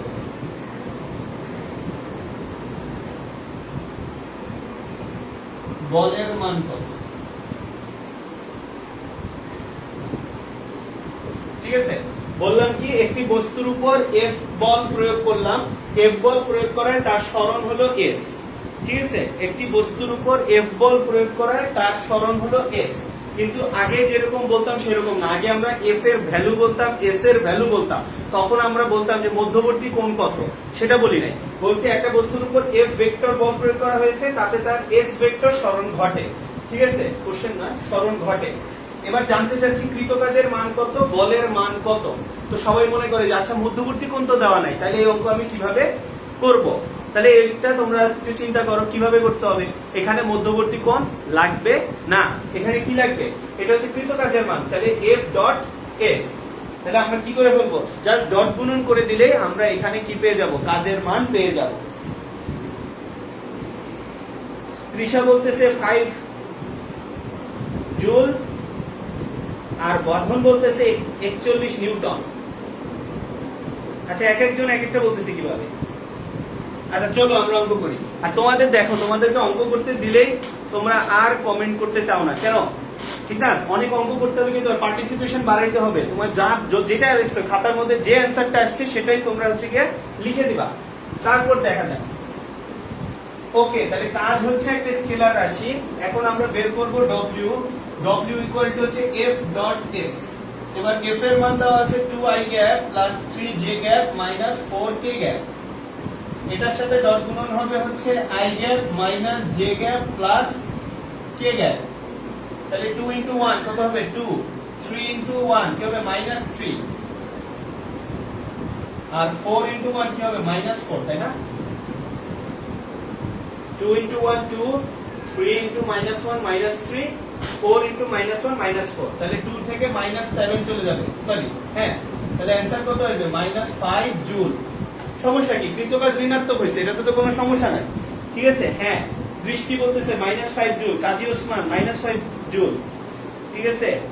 আব্দুল্লাহ মামুন minus 5 জুল, ঠিক আছে? হ্যাঁ, মাইনাস হবে, কিন্তু মাইনাসটা কি বোঝাচ্ছে? বল যেদিকে প্রয়োগ করছি তার বিপরীত দিকে সরণ করছে, যদিও স্কেলার রাশি কিন্তু মান মাইনাস আসতে পারে। বল দ্বারা কৃত কাজ বলের বিপরীত দিকে কাজ করছে, -5 জুল। সো যারা যারা বলতেছো -5 জুল তাদের উত্তর সঠিক হয়েছে। যারা 5 বলতেছো তোমরা হয়তো এভাবে ভাবতেছো কাজ একটা স্কেলার রাশি, ঋণাত্মক কেন আসবে? ঋণাত্মক আসছে কারণ বলের বিপরীত দিকে কাজ হয়েছে। ওকে, এবার বলছি যে বলের মান কত। বলের মান কিভাবে নিউটন নির্ণয় করে? খুব সহজ। যখন একটা ভেক্টর রাশি দেওয়া হয় তাহলে বলের মান হবে কত? এখানে লিখলে বুঝবা না, উপরে লিখি। বলের মান হবে কত? রুটের ভিতরে এইগুলোর গুণফল 2 square plus 3 square plus 4 square. তাহলে 4 স্কয়ার মানে 16, 16 মানে 25 আর 4 29, রুট ওভার অফ 29 নিউটন। তাহলে দেখি কেউ কি রুট 29 লিখছে কিনা। আচ্ছা, তোমরা মনে হয় কেউই হচ্ছে লিখো নাই। এটা হচ্ছে রুট 29 নিউটন হবে, বলের মান হবে রুট 29 নিউটন। এবার একজন জিজ্ঞাসা করছে, ভাই বল এবং কাজের মধ্যবর্তী বল এবং সরণের মধ্যবর্তী কোণ কি নির্ণয় করা যাবে কিনা? অবশ্যই, এটা ভেক্টরের অঙ্ক হয়ে যাচ্ছে। অর্থাৎ তুমি বলের, আমি এখানে বলের মান নির্ণয় করছি, তোমরা এখান থেকে সরণের মান নির্ণয় করতে পারো। সরণের মান নির্ণয় করে F S cos theta, F এর মান আসছে, এস এর মান আসছে কস থিটা, আবার ডট গুণনের মানও আছে। সবকিছুকে কাজে লাগে তোমরা হচ্ছে cos থিটার মান নির্ণয় করে দিতে পারো, মধ্যবর্তী কোণ বের করতে পারো। বাট আমরা এখানে প্রশ্ন এটা করি নাই, আমরা জানছি কৃত কাজের মান কত, বলের মান কত। এইটুকু সবাই 100% বুঝতে পারছো কিনা? ওই যে লাস্ট তোমরা আইসিটি ক্লাসটা করছো কিনা মনে নাই, ওই দিন কিন্তু তোমরা অনেক বেশি কি ছিলা, মানে খুব কমেন্ট করতেছিলা। আজকে তোমরা, আমি জানি না তোমরা কি বুঝতে কম পারতেছো কিনা, একটু কমেন্ট করো, তাহলে তোমরা বুঝতে পারবা হ্যাঁ যে কোন জায়গায় অসুবিধা হচ্ছে, যে বলের মানটা কি তুমি বুঝতে পারতেছো কিনা, কাজের কাজটা বুঝতে পারছো কিনা। 100% আমাদেরকে জানা। ওকে, মাহাতির বলতেছে যে 100% বুঝতে পারছে, আর এফ এর মান রুট 29। Very good. আচ্ছা, ভেরি গুড। তাহলে আমরা কি হলো, আমরা কিন্তু কাজের দুইটা টপিক শেষ করে ফেললাম। এবার আমরা শক্তিতে চলে যাব।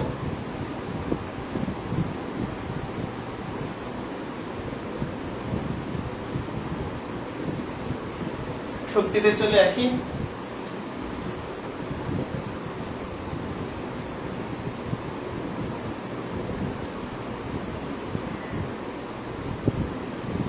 আচ্ছা, শক্তির টপিকটা খুব দ্রুতই শেষ হয়ে যাবে।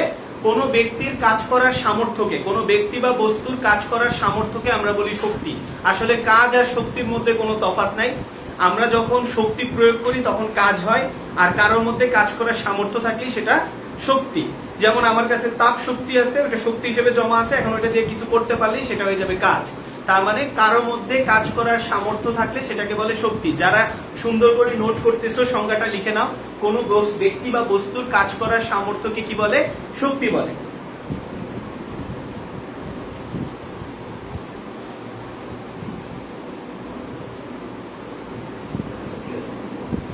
ওকে, একজন কমেন্ট করছে হচ্ছে বলের ব্যাপারটা বুঝতে পারেনি।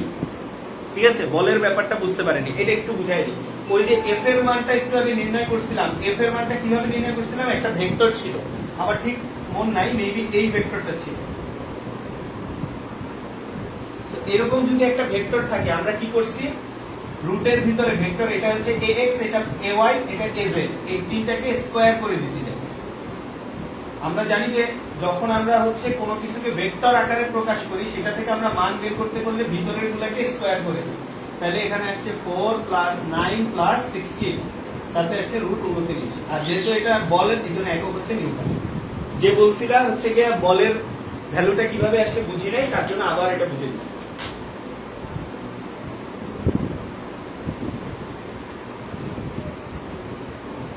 ওকে, সো আমরা বলতেছিলাম শক্তির কথা। কোন বস্তুর কাজ করার সামর্থ্যকে কি বলে? শক্তি বলে। আচ্ছা ঠিক আছে, এবার বলো তো একটা প্রশ্ন আসে অ্যাডমিশনে, নিচের কোনটি ভেক্টর রাশি?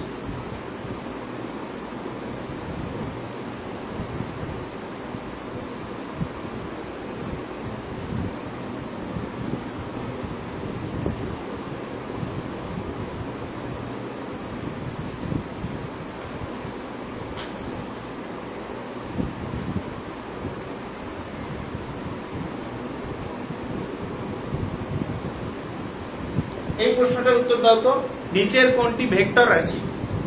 এটা খুব কমন, এটা মেডিকেল পরীক্ষায়, মেডিকেলের অ্যাডমিশনে আসতে পারে, বোর্ড পরীক্ষায় প্রশ্ন আসতে পারে।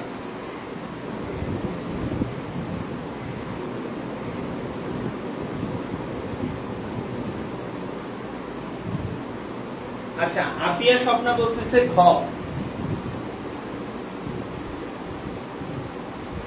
আর বৃষ্টি বলতেছে তাপ শক্তি, ফাহাদ বলতেছে বিভব, ফাতেমা বলতেছে প্রাবল্য, একজন প্রশ্ন করতেছে প্রাবল্য, কাজী ওসমান বলতেছে তাপ শক্তি, প্রাপ্তি বলতেছে কোনটি নয়, অনেকে বলতেছে কোনটি নয়, আলামিন বলতেছে প্রাবল্য, পল্লব আচার্যি বলতেছে প্রাবল্য, অর্পিতা বলতেছে প্রাবল্য, কে জানি বলতেছে আমি প্রাবল্য পড়ছিলাম তো না, এরকম না। খেয়াল করো, এটা ভালোভাবে বুঝলেই হবে, এটা শক্তি। আমি একটু আগে বলছি শক্তির সাথে কার সম্পর্ক? কাজের সম্পর্ক। কাজ করার সামর্থ্যকে শক্তি বলে। আর এতক্ষণ ধরে আমি বলতেছি কাজ একটা ভেক্টর রাশি, সরি একটা স্কেলার রাশি। তো কাজ যেহেতু একটা স্কেলার রাশি, সুতরাং যে কোনো ধরনের শক্তি কাজের সমতুল্য। সুতরাং যে কোনো ধরনের শক্তি হচ্ছে কি রাশি? যে কোনো ধরনের শক্তি হচ্ছে স্কেলার রাশি। সুতরাং তাপ শক্তি, গতি শক্তি, বিভব শক্তি, যান্ত্রিক শক্তি, পারমাণবিক শক্তি, যে কোনো ধরনের শক্তি, এটা কি? যেহেতু শক্তি মানে কাজ, এটা একটা বিভব রাশি, এটা একটা স্কেলার রাশি। তারপরে বলছে বিভব, বিভব মানেই কাজ। মনে রাখবা, জীবনে যে কোনো জায়গায় বিভব মানেই হচ্ছে কাজ। সুতরাং যেহেতু বিভব মানে কাজ, সুতরাং এটাও একটা স্কেলার রাশি। কোনটি নয় তাহলে হবে না, প্রাবল্য হবে। কারণ তড়িৎ প্রাবল্য, প্রাবল্যের সাথে কার সম্পর্ক? প্রাবল্যের সাথে বলের সম্পর্ক। প্রাবল্য মানে বল না, কিন্তু প্রাবল্যের সাথে বলের সম্পর্ক। যার বল বেশি তার প্রাবল্য বেশি। সুতরাং যেহেতু বলের সম্পর্ক, বল হচ্ছে ভেক্টর রাশি, সুতরাং তড়িৎ প্রাবল্য হচ্ছে একটা ভেক্টর রাশি। দেখো তোমরা 100% বুঝছো কিনা। হ্যাঁ, নুসরাত বলতেছে প্রাবল্য, ঠিক আছে।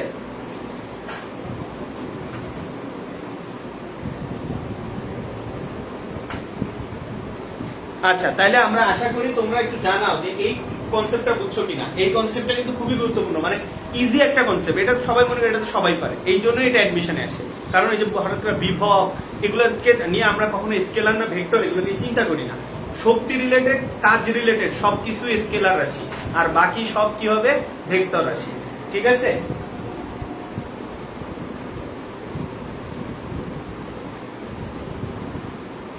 তাহলে এখন সবাই একটু কমেন্ট করে জানাও শক্তির একক কি?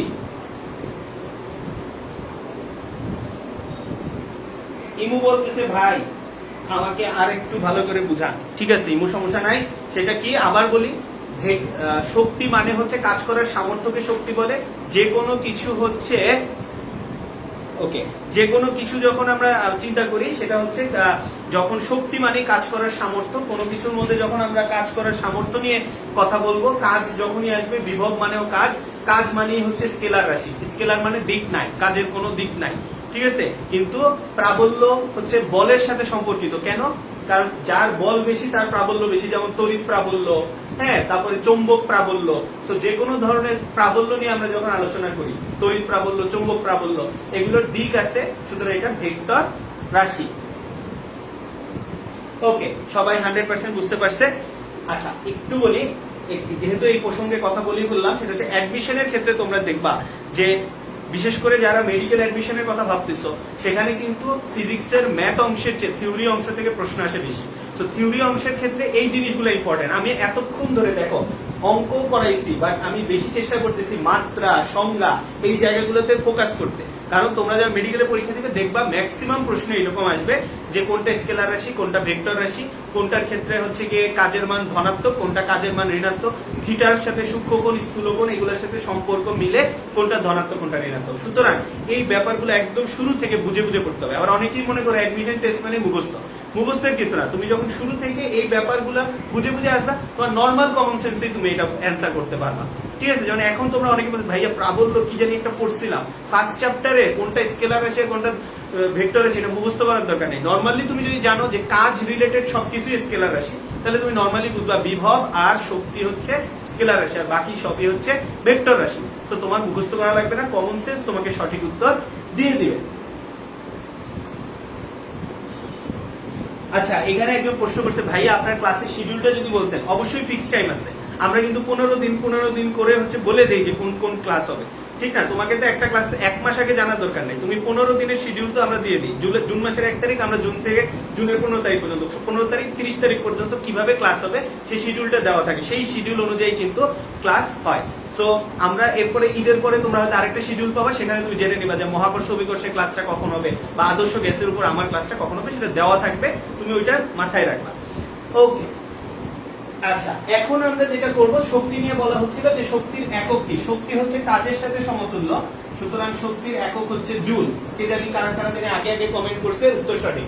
শক্তির একক হচ্ছে জুল, সুতরাং শক্তির মাত্রা সমীকরণ কি হবে?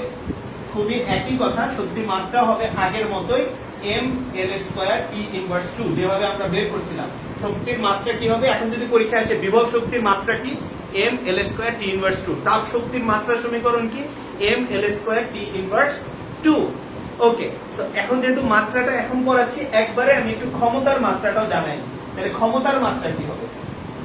সো ক্ষমতা মানে কি, আমরা ক্ষমতাটা একটু পরে তারপর আমরা অন্যান্য কনসেপ্টে আসি। তাহলে ক্ষমতা মানে এটাও লিখে ফেলো তোমরা, যারা যারা হাতের কাছে আছে কাগজ কলম আছে তাড়াতাড়ি লিখে ফেলো। ক্ষমতা কি? একক সময় যে পরিমাণ কাজ করা হয় তাকে কি বলে? ক্ষমতা বলে। একক সময় যে পরিমাণ কাজ করা হয় তাকে ক্ষমতা বলে। ঠিক আছে, অর্থাৎ 1 সেকেন্ডে যদি 1 জুল কাজ করা হয় তাহলে সেটা একক ক্ষমতা। একক ক্ষমতা, ক্ষমতার এসআই একক কি? Joule, sorry watt. কাজের একক হচ্ছে জুল আর ক্ষমতার একক হচ্ছে ওয়াট। তো ক্ষমতার একক যদি আমরা বলি, একক সময় যে পরিমাণ কাজ করা হয় তাকে বলা হচ্ছে ক্ষমতা। ক্ষমতার একক হচ্ছে ওয়াট।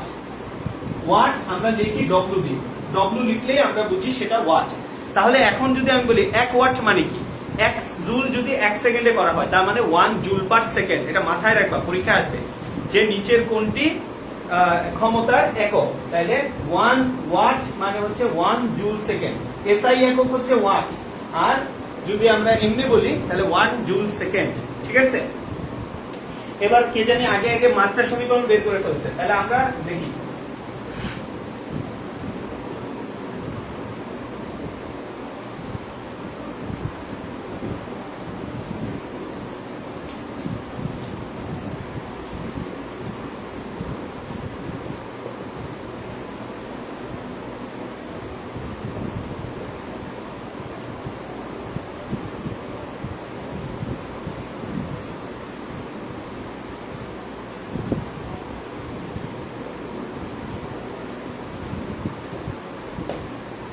তাহলে ক্ষমতার মাত্রা কি হবে?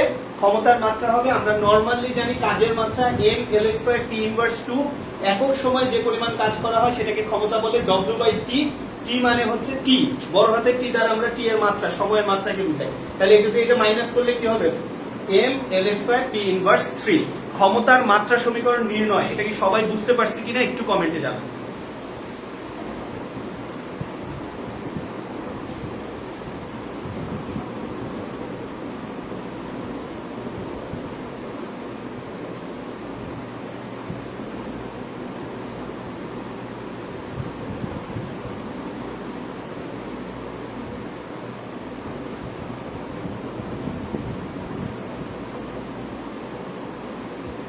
হ্যাঁ, মাহাতি বলতেছে 299% বুঝতে পারছি, স্বপনও বুঝতে পারছে, ধন্যবাদ। ঠিক আছে, চমৎকার। তোমরা কি শেয়ার টেয়ার করতেছো না? তোমরা বুঝতে পারতেছি না, তোমরা শেয়ার করে ফেলো। হ্যাঁ, এই ক্লাসটা আরো অনেকক্ষণ হবে আজকে, যেহেতু আমার ভালো লাগতেছে ক্লাসটা নিতে, তো আমরা কিন্তু আরো অনেক কিছু ডিপে যাবো। এখন পর্যন্ত যা পড়ছি তোমরা একটা পর্যায়ে আসছো, একদম কনসেপ্টের ভিতরে আসছো। এখনো ম্যাথ কি জানি বলতে, ভাই ম্যাথ করেন, ম্যাথের অংশ কিন্তু আসতেছে। হ্যাঁ, আর অনেকেই প্রশ্ন করে যে ভাইয়া এই কোশ্চেনটা কি রেকর্ডেড থাকবে কিনা। রেকর্ডেড থাকবে, কিন্তু এই রেকর্ড আর জীবনে দেখা হয় না। সুতরাং তোমরা এখনই লাইভে জিনিসগুলা ভালো করে বুঝে নাও। এবং আমি তো আজকে সিওরিটি যে এই ক্লাসের শুরু থেকে শেষ পর্যন্ত সব কয়টা টপিক শেষ করবো ইনশাল্লাহ, যতক্ষণ লাগে। যেহেতু দিনের বেলার ক্লাস, আমরা যতক্ষণ লাগে আমরা এই টপিকগুলো কিন্তু অবশ্যই শেষ করে ফেলবো। ওকে, আচ্ছা তোমরা, আচ্ছা তাহলে আমাদের কি গেল, ক্ষমতার মাত্রা সমীকরণ পর্যন্ত শেষ। এই যে শক্তির একক মাত্রা, ক্ষমতার একক এবং মাত্রা, এটাও আমাদের ডান। 3 নাম্বার টপিক ডান। সো আমরা এটা মুছে ফেলি।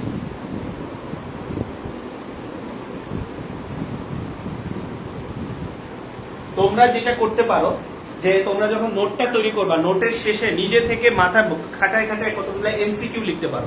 অপশন লাগবে না, জাস্ট এক কথায় উত্তর। যেমন কাজের একক কি, জুল। 1 জুল মানে কি 1 নিউটন মিটার অথবা 1 ওয়াট সেকেন্ড। আবার তোমরা বলবা ক্ষমতার কাকে বলে, ক্ষমতার একক কি, ক্ষমতার মাত্রা সমীকরণ কি।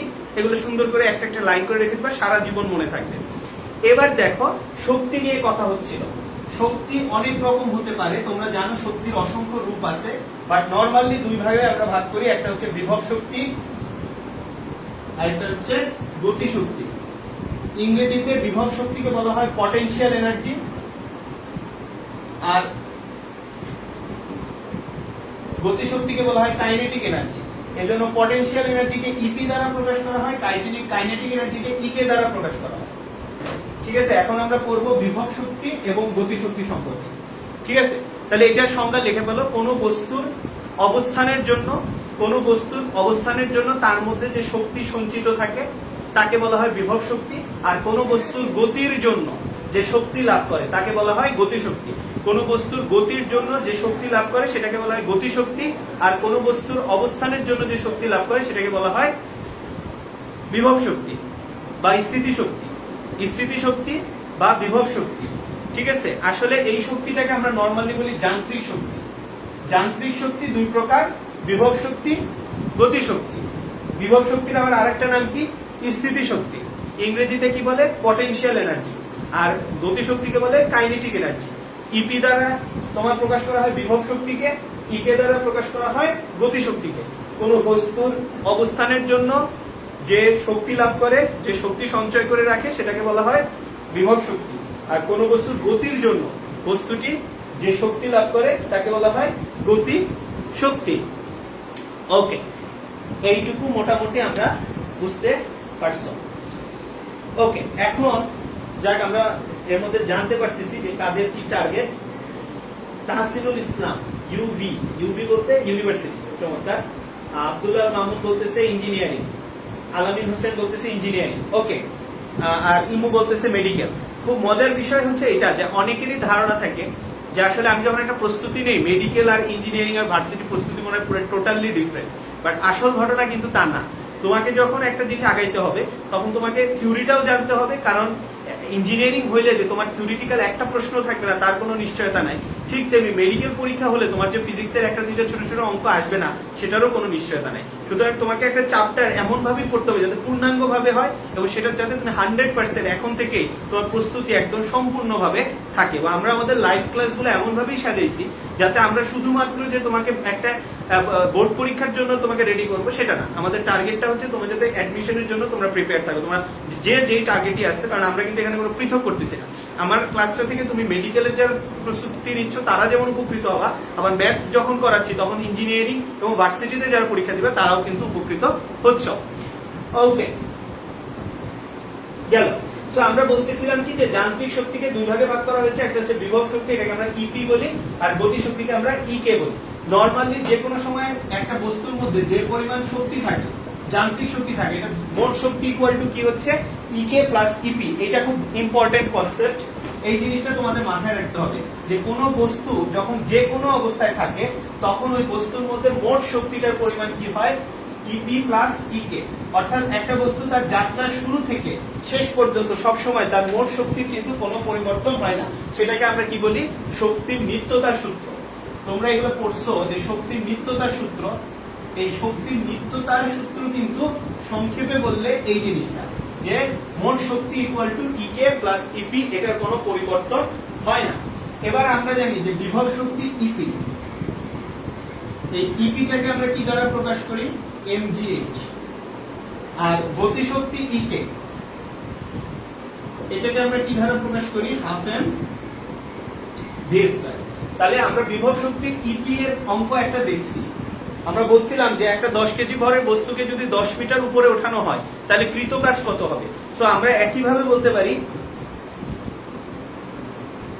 আচ্ছা ওকে, তা আমরা বলতেছিলাম যে আমরা যদি 10 কেজি ভরের একটা বস্তুকে যদি আমরা 10 মিটার উপরে তুলতে পারি, ঠিক আছে, 10 কেজি ভরের একটা বস্তুকে যদি 10 মিটার তুলতে পারি তাহলে কৃত কাজ কত হবে। তো এই কৃত কাজের যে ভ্যালু, আর আমি যদি বলতাম যে 10 মিটার উপরে একটা বস্তুর বিভব শক্তি কত, একই। সো বিভব শক্তির অঙ্ক আমরা করে ফেলছি। সো এটাকে আমরা একটু মুছে দিই। আমরা এখন গতি শক্তি নিয়ে মেইনলি পড়াশোনা করব। সো গতি শক্তির ক্ষেত্রে কি বলা আছে? EK equal to half m v square, EK equal to half m v square। এখন তোমাদের জন্য একটা প্রশ্ন, কোন বস্তুর বেগ 3 গুণ করা হলে গতিশক্তি কত গুণ হবে?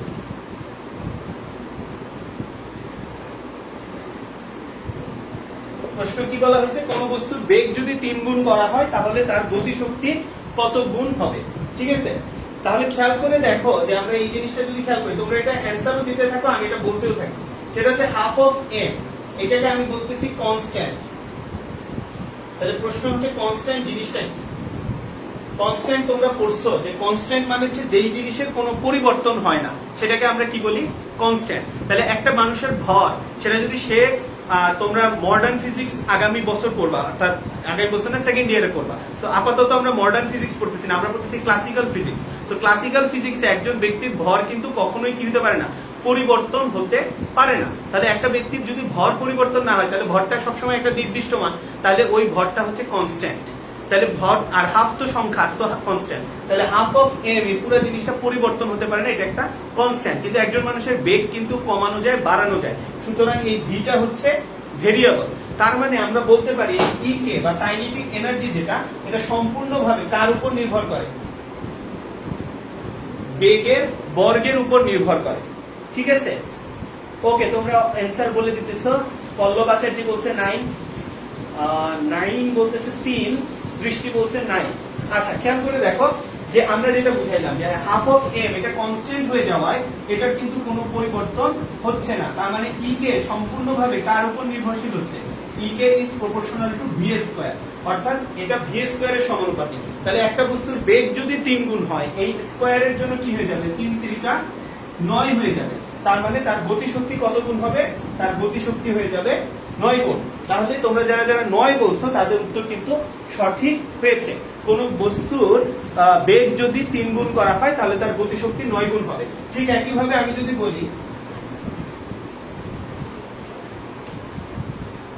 একটি গুলি, প্রশ্নটা কিন্তু এভাবে আসবে না, একটু চেঞ্জ হয়ে আসবে। একটি গুলি একটি তক্তা ভেদ করতে পারে।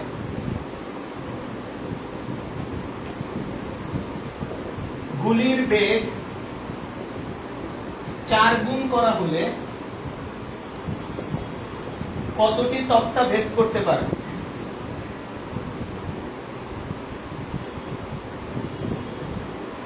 এবার এই প্রশ্নটা কিন্তু দেখে মনে হচ্ছে অনেক বড় ফিজিক্সের প্রশ্ন, কিন্তু আসলে পুরোপুরি একটা ইজি একটা কনসেপ্টের উপর বলা হয়েছে। একটা গুলি একটা তক্তা ভেদ করতে পারে, গুলির বেগ যদি 4 গুণ করা হয় তাহলে সে কতটি তক্তা ভেদ করতে পারবে? আচ্ছা, পল্লব বলতেছে 16, আলামিনও বলতেছে 16, অরিয়ন জামান বাঁধন ও বলতেছে 16, তারপরে স্বপন বলতেছে 16, ঠিক আছে? তাহলে দেখো একটা তক্তা আমরা কি বলছি যে একটা গুলি একটা তক্তা ভেদ করতে পারে, গুলির বেগ 4 গুণ করা হলে। তাহলে আমরা বেগ নিয়ে কাজ করতেছি। আমরা জানি যে কাইনেটিক এনার্জি যেটা, এটা হলো EK, এটা is proportional two v square, অর্থাৎ v স্কয়ারের সমানুপাতিক। তার মানে ভটা যত গুণ হবে, v স্কয়ারটা যত গুণ হবে EK তত গুণ হবে। তাহলে v হচ্ছে 4 গুণ, তাহলে v স্কয়ার কত গুণ? 16 গুণ। তার মানে এনার্জিটা, শক্তি কত গুণ বৃদ্ধি পাইছে? কত গুণ হইছে? শক্তি হইছে 16 গুণ। তাহলে শক্তি যেহেতু 16 গুণ হয়েছে, একটা তক্তা একটা গুলি ভেদ করতে, একটা গুলি একটা তক্তা ভেদ করতে পারে, তাহলে বেগ 4 গুণ করাতে সে কি করবে, একটা গুলি করলেই সেটা 16টা তক্তা ভেদ করতে পারবে। সুতরাং যারা উত্তর 16 দিছো তাদের উত্তর সঠিক হয়েছে। আব্দুল্লাহ মামুন বলছে 16, প্রকৃতি প্রাপ্তি বলছে 16, মরিয়ম নেসা বলেছে 16, নুসরাত বলেছে 16, মারিয়া বলছে 16। তো যারা যারা এই 16 বলতেছো তাদের প্রত্যেকের উত্তর সঠিক হয়েছে। একটি তক্তা একটি গুলি একটি তক্তা ভেদ করতে পারে। যদি গুলির বেগ 4 গুণ করা হয় তার গতিশক্তি 16 গুণ হবে। গতিশক্তি 16 গুণ হয় সে 16টি তক্তা ভেদ করতে পারবে। ওকে, জিশান বলতেছে 16। তার মানে এইটুকু যে কনসেপ্ট, তার মানে দেখো জাস্ট গতিশক্তি এই কনসেপ্ট দিয়ে কিন্তু আমরা এই অঙ্কগুলো একদম চোখের নিমিষে বা চোখের পলকে করে ফেলতে পারতেছি। ওকে, তাহলে এইটা থেকে আরেকটা প্রশ্ন করি।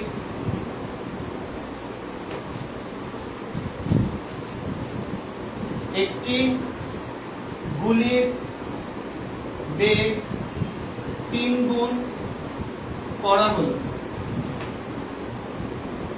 গতিশক্তি কত গুণ বৃদ্ধি পাবে? খেয়াল করো, একটু প্রশ্নটার মধ্যে পার্থক্য হয়েছে, পার্থক্যটার দিকে খেয়াল করো। ঠিক আছে, আমরা আগে বলছি একটি গুলির বেগ 3 গুণ করা হলো, গতিশক্তি কত গুণ হবে। আর এখন প্রশ্ন করা হয়েছে একটি গুলির বেগ 3 গুণ করা হলো, গতিশক্তি কত গুণ বৃদ্ধি পাবে। সো বৃদ্ধির একটা কথা চলে আসছে। হ্যাঁ, মাহাতি বলতেছে 9, হয় নাই? একটু চিন্তা করো। ঠিক আছে, কত গুণ বৃদ্ধি পাবে?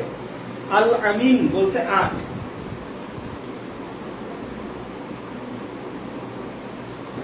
আল আমিন বলতেছে 8, বাদল বলতেছে 8, খুশি বলতেছে 8, স্বপন 8, পল্লব বলতেছে 8। যারা যারা বলতেছি 8 উত্তর সঠিক হয়েছে। Very good. বৃদ্ধি কত গুণ বৃদ্ধি পাবে? তাহলে বেগ যখন 3 গুণ করা হয়েছে, 3 স্কয়ার মানে 9, গতিশক্তি কত গুণ হয়েছে? 9 গুণ হয়েছে। গতিশক্তি 9 গুণ হয়েছে, আগে নিজে নিজের 1 গুণ ছিল, তাহলে বৃদ্ধি পাইছে কয় গুণ? 9 - 1 = 8 গুণ। বৃদ্ধি পাইছে 8 গুণ। 9 গুণ হইছে, বৃদ্ধি পাইছে 8 গুণ। এই কারা কারা 3 গুণ বলছো? 3 গুণ তো কোনোভাবেই হবে না। দেখো আবার একটু বুঝাই, আবার অনেকে 6ও বলতেছে, বাপরে বাপ। ঠিক আছে, তাহলে কি বললাম যে একটা বস্তুর বেগ যেহেতু 3 গুণ করা হয়েছে, গতিশক্তি এটার স্কয়ার আকারে বাড়বে। তাহলে গতিশক্তি হয়েছে কত গুণ? 9 গুণ। আর গতিশক্তি বৃদ্ধি পাইছে 8 গুণ। অর্থাৎ নিজেরটা তো ছিলই, গতিশক্তি বৃদ্ধি পেয়েছে 8 গুণ। এই যে মাত্র 300% বুঝে গেছে। সবাই বুঝতে পারছে কিনা দেখো, কমেন্ট করে জানাও সবাই বুঝতে পারতেছে কিনা।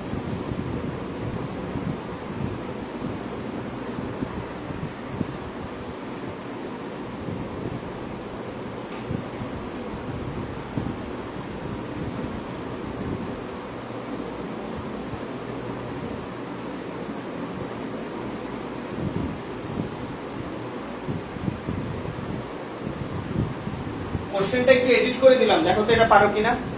এবার বললাম একটি গুলির বেগ 3 গুণ বৃদ্ধি করা হলো, গতিশক্তি কত গুণ হবে না কত গুণ বৃদ্ধি পাবে? এটার উত্তর দাও, দেখি পারো কিনা। এবার কিন্তু ক্রিটিক্যাল হয়ে গেছে।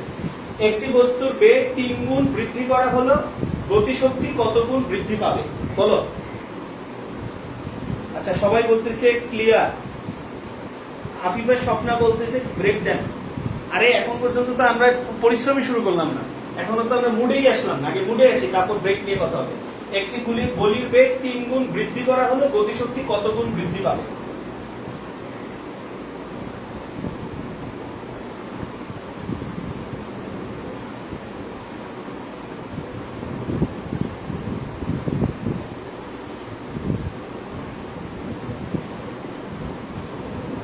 আচ্ছা, এখন দেখো একটি গুলির বেগ 3 গুণ করা হলো, 3 গুণ করা হলো মানে 3, আর 3 গুণ বৃদ্ধি করা হলো। মনে করো একটা গুলির বেগ হচ্ছে v, এটাকে 3 গুণ করলে হয় 3v। এই 3 গুণ বৃদ্ধি করা হলো, তার মানে নতুন বেগ কত হইছে? v প্লাস 3v, তাহলে কত হলো? 4v। বুঝা গেছে? তাহলে একটি গুলির বেগ 3 গুণ করা হওয়া মানে 3v করা, আর 3 গুণ বৃদ্ধি করা মানে হচ্ছে v প্লাস 3v মানে 4v করা। তার মানে কত গুণ করা হয়েছে? 4 গুণ। এবার e K is proportional two কি? v square. তাহলে 4 কে হোল স্কয়ার করলে কত হবে 16 গুণ। তার মানে কি হইছে গতিশক্তি কত গুণ হইছে 16 গুণ হইছে।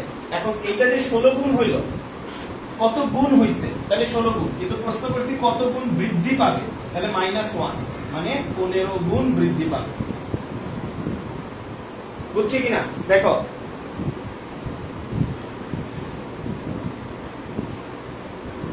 ওকে। তাহলে প্রকৃতি প্রাপ্তি বলছে 9, হ্যাঁ বি খান যে বলছে উত্তর সঠিক হয়েছে, জেমি বলছে উত্তর সঠিক হয়েছে, দৃষ্টি 15 বলছে, স্বপন বলছে 15। হ্যাঁ যারা যারা 15 বলছো চিন্তা ভাবনা করে উত্তর তোমাদের সঠিক হয়েছে, তোমাদেরকে অভিনন্দন।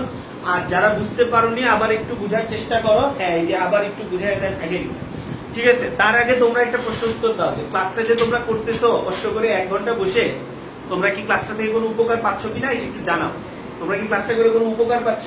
এই জিনিসগুলো কি তোমরা আগেই জানতা নাকি নতুন নতুন শিখতেছো? একটু কমেন্ট করে জানাও। আচ্ছা এখানে যেটা হইছে একটা বস্তুর বেগ 3 গুণ বৃদ্ধি করা হইছে, তাহলে একটা বস্তুর বেগকে 3 গুণ করলে হয় 3v, আগে বেগ ছিল v, তাহলে 3 গুণ বৃদ্ধি করা মানে v প্লাস 3v, তাহলে নতুন বেগ হইছে 4v, তার মানে বেগ কত গুণ হইছে 4 গুণ। এবার বেগ যদি 4 গুণ হয় তাহলে v স্কয়ার মানে কি 16, তাহলে গতিশক্তি কত গুণ হইল 16 গুণ, তাহলে কত গুণ গতিশক্তি বৃদ্ধি পাইছে 15 গুণ। ঠিক আছে,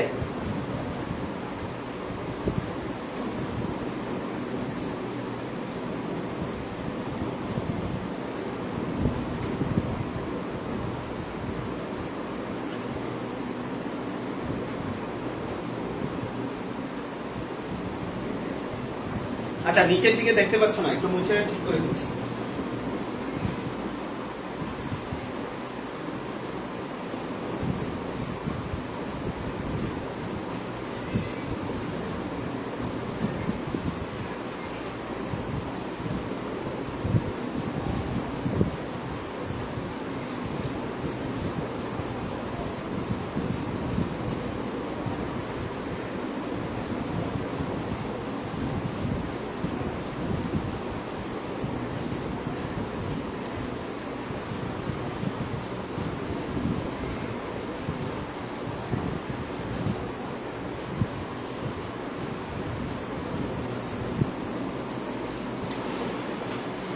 ওকে মাহাতি বলতেছে 350% ক্লিয়ার। ওকে তাহলে তোমরা মোটামুটি বুঝতে পারতেছো যে ek is proportional to b square, সেখান থেকে বুঝছো যে কিভাবে 15 গুণ হইছে। এই অঙ্কটা সবাই বুঝতে পারছো কিনা জানাও। আর তোমরা আমরা জানি যে নিউরন ক্লাসে কিন্তু এখন নিয়মিত ক্লাস হচ্ছে, ম্যাথ ফিজিক্স কেমিস্ট্রি বায়োলজি এগুলো প্রত্যেকটাতে। তোমরা কি নিয়মিত সবগুলো ক্লাস করো? ফ্রিতে যে ক্লাসগুলো হচ্ছে সেগুলো কি নিয়মিত ক্লাসগুলো করছো কিনা সেটা আমাকে একটু কমেন্টে জানায়।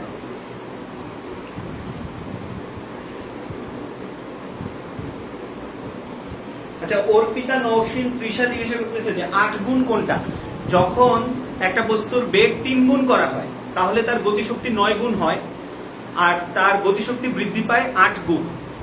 8 গুণ কোনটা? যখন তার বেগ 3 গুণ করা হয় তখন তার গতিশক্তি হয় 9 গুণ, আর তার বেগ গতিশক্তি বৃদ্ধি পায় 8 গুণ। আর আমরা এখানে বলছি তার বেগ 3 গুণ বৃদ্ধি করা হয়, তার মানে তার বেগ করা হয় 4 গুণ, গতিশক্তি হয় 16 গুণ, গতিশক্তি বৃদ্ধি পায় 15 গুণ।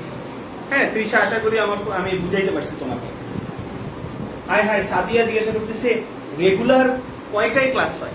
ও জানি না কি ব্যাপার, জানো না কেন? একটু শোনো, যে কোনো জায়গায় গেলে আমরা সবাই কিন্তু কি একটা পথিক, হ্যাঁ একটা জায়গায় গেলে আমরা প্রথমে বুঝি না যে এখানে কি হচ্ছে, কিন্তু তোমাদের কাজ কি একটু তাড়াতাড়ি বুঝে ফেলা। একটা গ্রুপে যখন ঢুকবা কয়েকটা লাইভ দেখলেই তোমরা দেখবা যে প্রতিদিন রাত্র 9টার সময় কিন্তু লাইভ হচ্ছে। হ্যাঁ তামিম ভাইয়ার লাইভ গুলো কিন্তু 9টার সময় হয় বায়োলজি, তারপর আসিফ ভাইয়ার যে কেমিস্ট্রি ক্লাস, আমার ক্লাসগুলো 9টার সময় হয়। তবে আজকে আমি যেহেতু একটু এক্সট্রা ওই যে কাজ ক্ষমতা শক্তি জুম ক্লাস নিছি, তো আমার মনের মধ্যে একটা কষ্ট যে তোমাদের জুম ক্লাস নিছি, অনেকে আমার ক্লাসটা মিস করে ফেলছো, এই কারণে আমি হচ্ছে আজকের ক্লাসটা এইখানে নিচ্ছি। তো নর্মালি ক্লাস 9টার সময় কিন্তু হয়ে থাকে। ঠিক আছে, ক্লাস কখন হয় তামান্না জিজ্ঞাসা করছে, আর যে বলতে রুটিন জানি না, গ্রুপের মধ্যে সব দেওয়া আছে। ঠিক আছে, এই যে তোমাদের নিউরন ক্লাসের যে গ্রুপগুলো আছে সেই গ্রুপের মধ্যে কিন্তু দেওয়া আছে যে কয়টার সময় কোন ক্লাসটা হচ্ছে। যাই হোক, এই যে বলতেছে সাদিয়া বলতেছে আমি তো নিউ, হ্যাঁ আমি তো নিউ, সমস্যা নাই, তুমি একটু গ্রুপটা ঘুরলেই তুমি জানতে পারবে। 9টার সময় নর্মালি হয়, এবার ঈদের পরে তোমাদের রুটিনটা যেটা দিবে দেখে নিও, 9টার পরে সব ক্লাসগুলো 9টার সময় ইনশাল্লাহ প্রতি সাবজেক্টের ক্লাসগুলোই হবে। ওকে হ্যাঁ দৃষ্টি বলতেছে জুম ক্লাস করছিল, হ্যাঁ জুমে অনেকে অনেকগুলো ক্লাস করছে। ওকে, তাহলে হচ্ছে অনেকগুলো ক্লাস না, মানে এই কাজ ক্ষমতা শক্তির একটা ক্লাস আমি জুমে নিয়েছিলাম। আচ্ছা, তাহলে বিভব শক্তি গতি শক্তি এটা মোটামুটি পারফেক্টলি আশা করি তোমরা বুঝতে পারছো। ধন্যবাদ। এইবার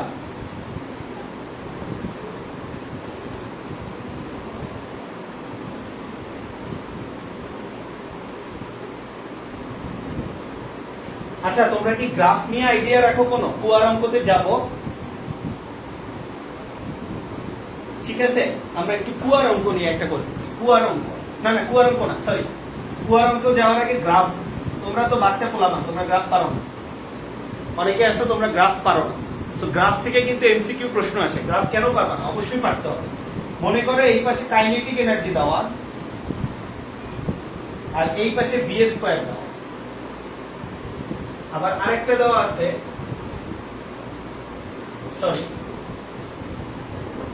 এই পাশে ভি স্কয়ার দেওয়া, এই পাশে কাইনেটিক এনার্জি দেওয়া, গ্রাফ আঁকতে হবে। আবার এইদিকে ভি দেওয়া, এইদিকে কাইনেটিক এনার্জি দেওয়া, গ্রাফ আঁকতে হবে, ঠিক আছে? এই ধরনের প্রশ্ন মেডিকেলে হলে বাংলায় প্রশ্ন করবে, ইঞ্জিনিয়ারিং হলে গ্রাফ আইকে দিবে। তা আগে ইঞ্জিনিয়ারিং এরটা বুঝাই করে মেডিকেলের প্রশ্ন বুঝাই দিবে, সমস্যা নেই। তো আমরা কি বলতেছি, EK is proportional to V square, তার মানে কি গতিশক্তি বেগের বর্গের সমানুপাতিক।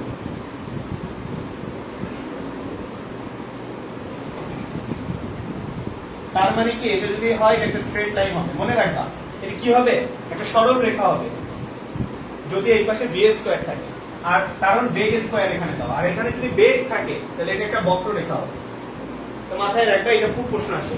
যদি আমি বলি যে গতিশক্তি বনাম বেগ স্কয়ারের লেখচিত্র কি হবে? একটা সরল রেখা হবে। আর গতিশক্তি বনাম বেগের লেখচিত্র কেমন হবে? সরি, বেগ বনাম গতিশক্তির লেখচিত্র কি হবে? একটা বক্ররেখা হবে, ঠিক আছে?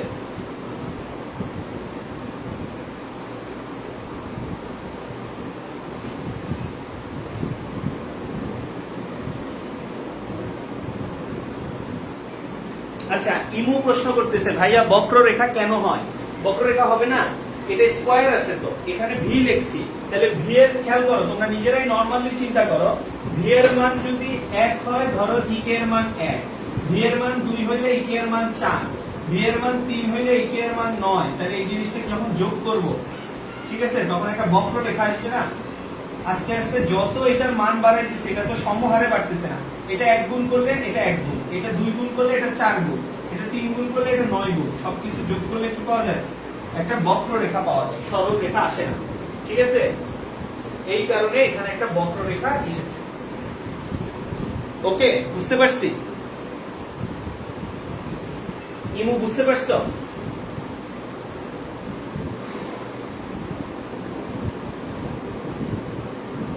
ওকে, এইটা গেল। তাহলে আমাদের বিভব শক্তি গতি শক্তি শেষ। এবার আমরা কুয়ার অঙ্কে চলে যাই।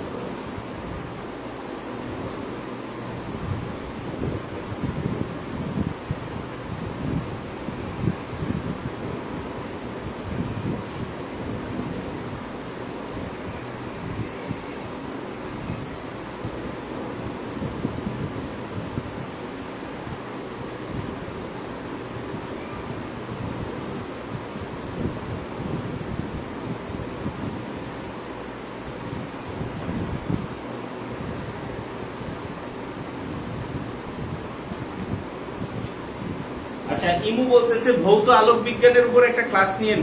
ওকে, ইনশাল্লাহ সামনে আমরা হচ্ছে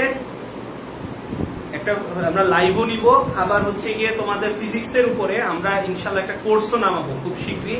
নিউরন প্লাস থেকে আমরা হচ্ছে একটা কোর্স নামাবো ফিজিক্সের উপরে, যেভাবে তোমাদের হচ্ছে ভাইয়ের একটা কোর্স আছে, তামিম ভাইয়ের যেমন বায়োলজির উপর একটা কোর্স আছে, আমরা সেরকম একটা ফুল ইন্টারমিডিয়েটের উপরে হচ্ছে আমরা ফিজিক্সের একটা কোর্স নামাবো।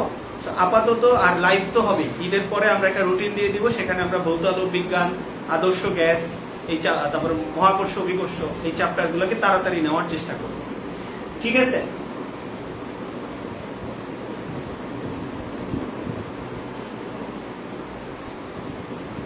ওকে। সো আমরা একটা প্রশ্ন দিচ্ছি, একটি কুয়া হতে 50 কেজি পানি 10 মিটার গভীর হতে 5 মিনিটে তোলা হয়, মোটরের অশ্ব ক্ষমতা কত? এবার দেখো, এখানে তোমাদের কাজ হবে যে কোনো ফিজিক্সের ম্যাথ করার প্রথম কাজ হচ্ছে কি কি দিছে এটা মাথার মধ্যে ঢুকানো।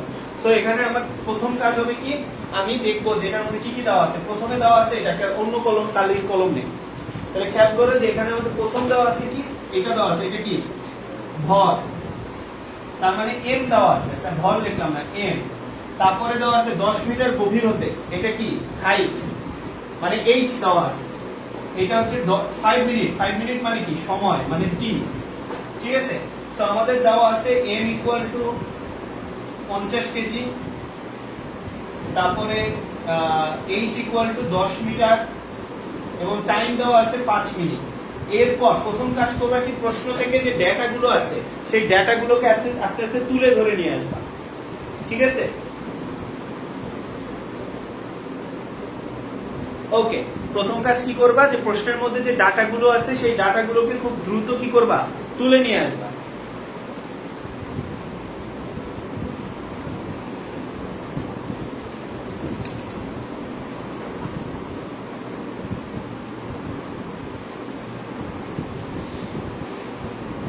ঠিক আছে, তারপর চেষ্টা করবা যে এটার মধ্যে এসআই একক যেগুলো আছে সেই এসআই একককে প্রকাশ করতে।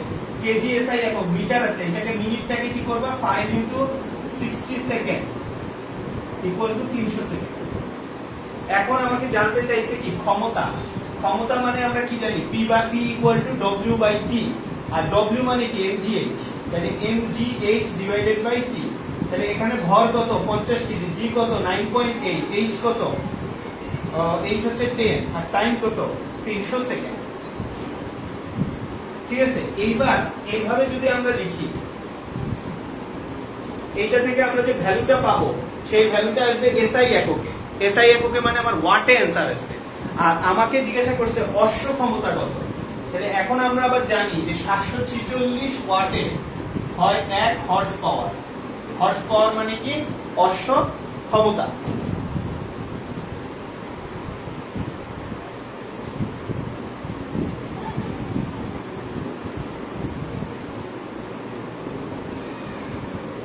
আচ্ছা, এখন একটা জিনিস আমি বলি, একটা কথা বলে নিই, সেটা হচ্ছে যে তোমরা যারা একটা জিনিস বলতেছো যে 10 মিটার হবে না 5 মিটার হবে, খুব চমৎকার প্রশ্ন করছো, একটু খেয়াল করো। এটা কুয়া, এটা চৌবাচ্চা না। চৌবাচ্চার মাটিটা কি থাকে, বন্ধ থাকে। চৌবাচ্চার মাটিটা কি থাকে, বন্ধ থাকে। সুতরাং চৌবাচ্চা থেকে পানি তুললে পানির হাইট চেঞ্জ হয়। পানির হাইট যদি চেঞ্জ হয় তাহলে ওটাকে গড় সরণ 2 দিয়ে ভাগ করতে হয়। কিন্তু এখানে তো কুয়ার হাইটের কোনো পরিবর্তন হয় না। যখন এই পানি তুলবা 10 মিটার গভীর থেকে পানি তুলতে হবে, সুতরাং 10 থাকবে। কনসেপ্টটা মাথায় নাও। যদি বলে যে একটা চৌবাচ্চা খালি করে দেওয়া হলো, তাহলে খালি করা যায় কোনটা, যেটার মাটিটা ফিক্সড। যেটার মাটি ফিক্সড, ওখান থেকে পানি তুললে আস্তে আস্তে পানির উচ্চতার গভীরতা কমতে থাকে, কমতে কমতে একসময় খালি হয়ে যায়। আর একটা কুয়ার ক্ষেত্রে সেটা 10 মিটার নিচে পানি আছে, যতই পানি তোলো না কেন ওটা 10 মিটার নিচেই পানি থাকবে, কুয়ার তার গভীরতা বাড়ে না। সো এই কারণে কুয়ার অঙ্কের ক্ষেত্রে 2 দিয়ে ভাগ করা দরকার নাই। চৌবাচ্চার অঙ্ক যখন খালি করে দিবে তখন 2 দিয়ে ভাগ করবে।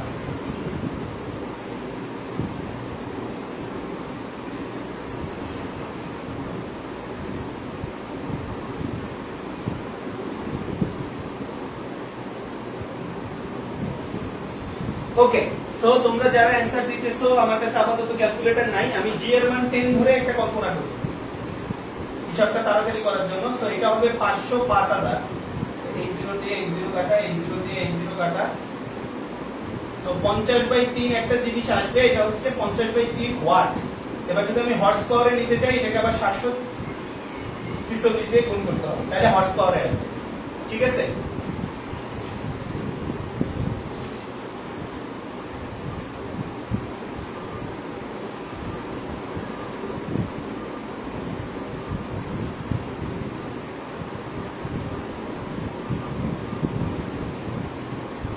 (0.22 হর্স পাওয়ার। তোমাদের কি তাই আসছে? তোমাদের অ্যান্সার কি আসছে একটু আমাকে জানাও। 0.22 হর্স পাওয়ার মনে হয়।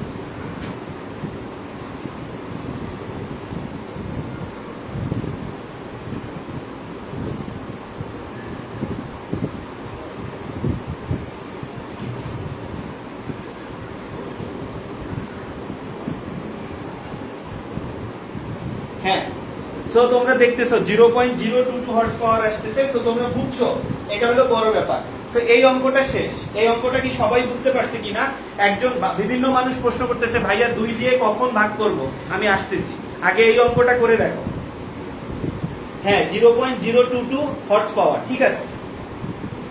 এইবার যারা প্রশ্ন করতেছে 2 দিয়ে ভাইয়া ভাগ করব কখন, ঠিক সেম অঙ্ক। এইবার যদি আমি বলি একটি কুয়ায়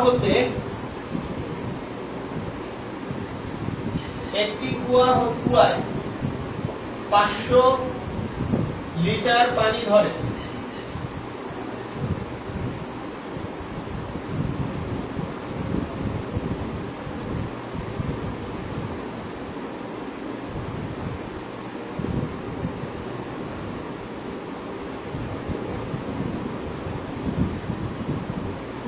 এই প্রশ্নটা মনে করো করা হলো। এই প্রশ্নটা যদি আমরা করি তাহলে কি হবে যে, আচ্ছা কুয়া না, এটা কুয়া বললেও খুব একটা সমস্যা নাই। মূল কনসেপ্ট হচ্ছে খালি হওয়া। এটা কুয়া বা চৌবাচ্চা যেটাই বলি না কেন, একটা চৌবাচ্চায় 500 লিটার পানি ধরে 10 মিটার গভীরতে 5 মিনিট এ আর কি, 5 মিনিটে কুয়াটি খালি হয়। মোটরের অশ্ব ক্ষমতা কত? এটা কি বুঝা গেছে?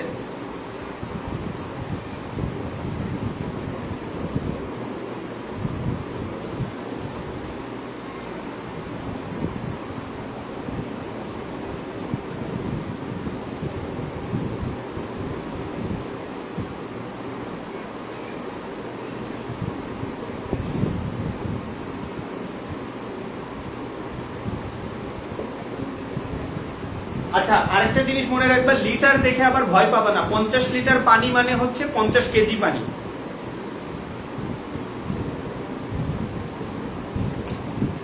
হ্যাঁ, কুয়া লিখলেও সমস্যা নাই, কুয়াও হয় চৌবাচ্চাও হয়।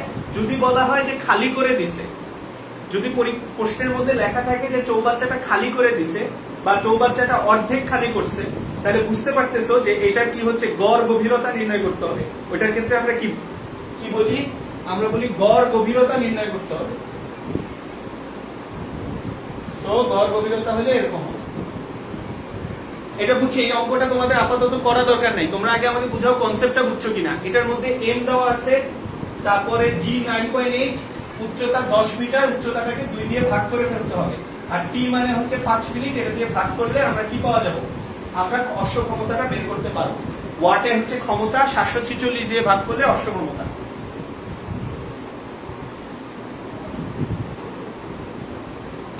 আচ্ছা, হ্যাঁ, আচ্ছা, ওরিয়ন জামান বাঁধন ও প্রশ্ন করতেছে, ভাইয়া 2 দিয়ে কেন ভাগ করা হলো?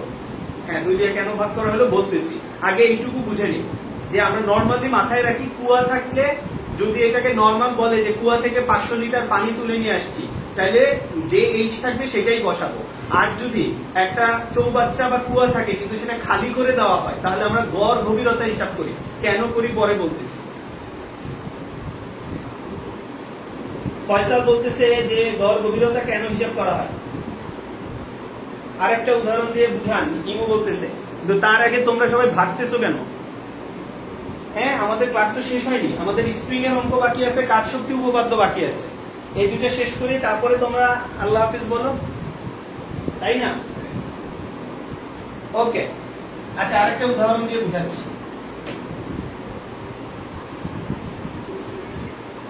উদাহরণও দেওয়া লাগবে না, একবার বললেই বুঝতে পারবা। সেটা কি, মনে করো একটা কুয়া বা চৌবাচ্চা, এই চৌবাচ্চার গভীরতা হচ্ছে 10 মিটার। এই চৌবাচ্চাটা পানি দ্বারা পূর্ণ। এবার এটা থেকে আমি পানি তুলতেছি, এই হচ্ছে আমার মোটর। ইনিশিয়ালি যখন প্রথম ফোঁটা পানিটা তুলতেছি, প্রথম ফোঁটা পানি যখন তুলতেছি তখন এইচ এর মান 0। মানে আমি একটা গ্লাস থেকে পানি খাবো, প্রথমে একদম গ্লাসটা পানি দ্বারা পূর্ণ, এবার পানি খাচ্ছি, এবার কিন্তু হাইট 0, যেখানেই ভূমি সেখানেই ঠোঁট, পানি পান করছি। এবার পানি নিতে নিতে নিতে একদম নিচ পর্যন্ত পানি আমি পান করতেছি। পুরো সম্পূর্ণ পানিটা যখন আমি পান করে ফেললাম, নিচ থেকে যখন পানিটা তুলতেছি তখন এর গভীরতা কত? h = h। এইখানে গভীরতা কত? h = h/2। তার মানে ইনিশিয়ালি 0 থেকে শুরু হইছে, শেষে যায় h এ যায় শেষ হইছে, /2। তার মানে h/2। বুঝা গেছে? অর্থাৎ পানি কিন্তু 10 মিটার নিচে না, শুরুতে 0 মিটার নিচে থেকে শুরু হইছে, তারপর 1 মিটার, তারপর 2 মিটার, তারপর 3 মিটার, এভাবে করতে করতে লাস্টের ফোঁটাটা 10 মিটার থেকে নেওয়া হইছে। তার মানে 0 থেকে 10 মিটার উচ্চতার পানি ক্রমিকভাবে তোলার চেয়ে একবারে 5 মিটার গভীরতা থেকে পানি তুললে একই ঘটনা ঘটতো। একটা কুয়া হতে 5 মিটার গভীরতার পানি বিশিষ্ট কুয়া থেকে পানি তুললে আর একটা চৌবাচ্চাতে 0 থেকে 10 পর্যন্ত পানি তুললে একই ঘটনা ঘটবে। এজন্য 2 দিয়ে ভাগ করা হয়েছে।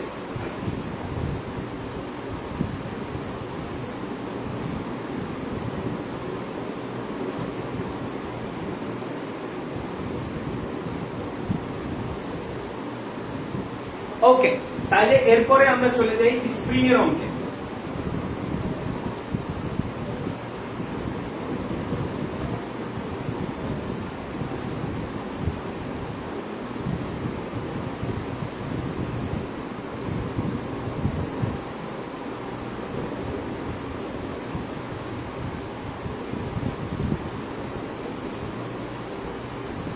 এটা মনে করা যাক একটা স্প্রিং। তো স্প্রিং এর ক্ষেত্রে F মানে প্রযুক্ত বল,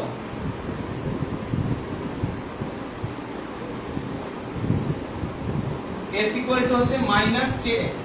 এই মাইনাসটা ইম্পর্টেন্ট না, kx লিখতে পারি আমরা, যেখানে k হচ্ছে স্প্রিং ধ্রুবক।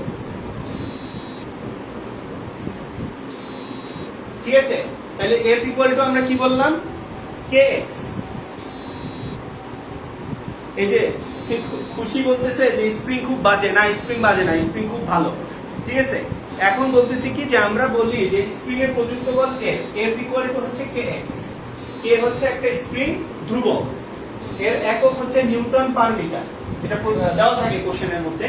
সো এটা হচ্ছে প্রযুক্ত বল। তাহলে মনে রাখবা একটা স্প্রিং এর ক্ষেত্রে আমি যদি বলি যে একটা স্প্রিং এর স্প্রিং ধ্রুবক এত, এটাকে টান দিলে 5 মিটার প্রসারণ ঘটে বা সংকোচন, x মানে হচ্ছে সংকোচন বা প্রসারণ। তো 5 মিটার সংকোচন বা প্রসারণ ঘটে। এবার আমি যদি বলি প্রযুক্ত বলের মান কত, তাহলে স্প্রিং ধ্রুবক ইনটু সংকোচন বা প্রসারণ। ঠিক আছে, তাহলে আমরা কি পাবো? আমরা যে ভ্যালুটা পাবো সেটা হচ্ছে আমার স্প্রিং বলের মান। এইবার তোমরা বলতে পারো যে ভাইয়া তাহলে কৃত কাজ কি হবে?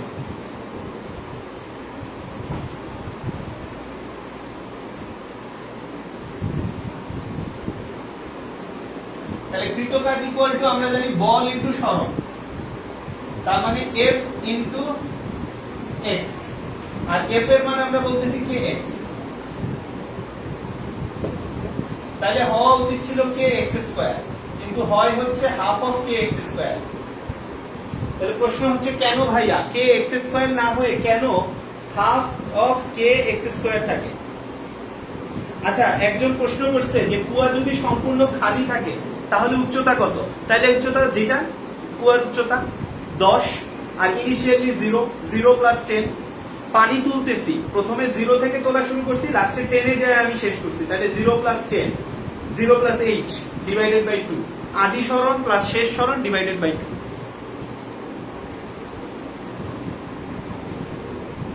আচ্ছা, তাহলে এখানে আমার আসলে হচ্ছে হাফ অফ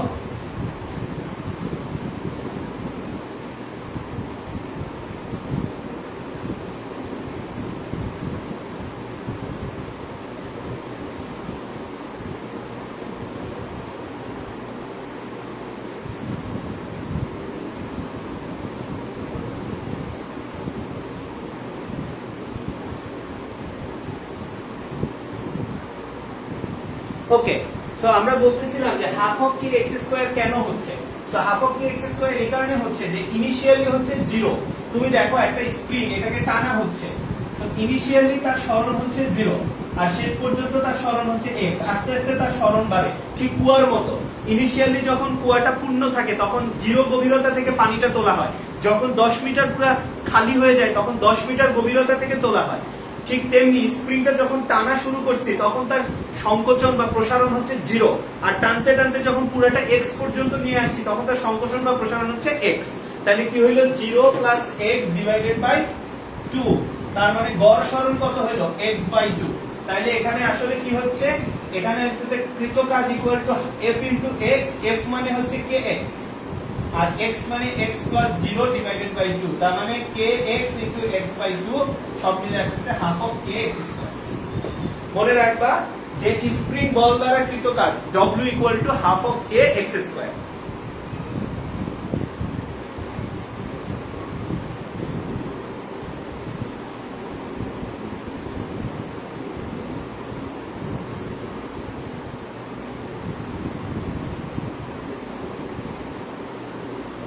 ওকে, তাহলে আমরা স্প্রিং থেকে একটা কাজ করি, অঙ্ক করি।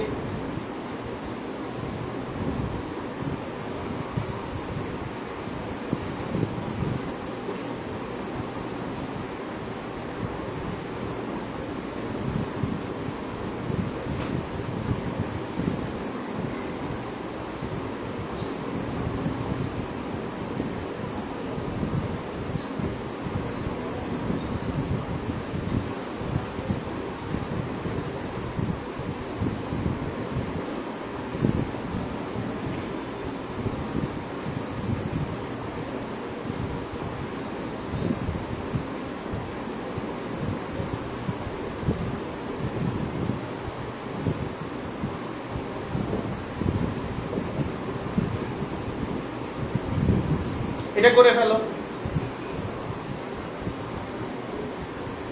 স্বর্ণা বলতেছে ওর টার্গেট হচ্ছে কি ভার্সিটি।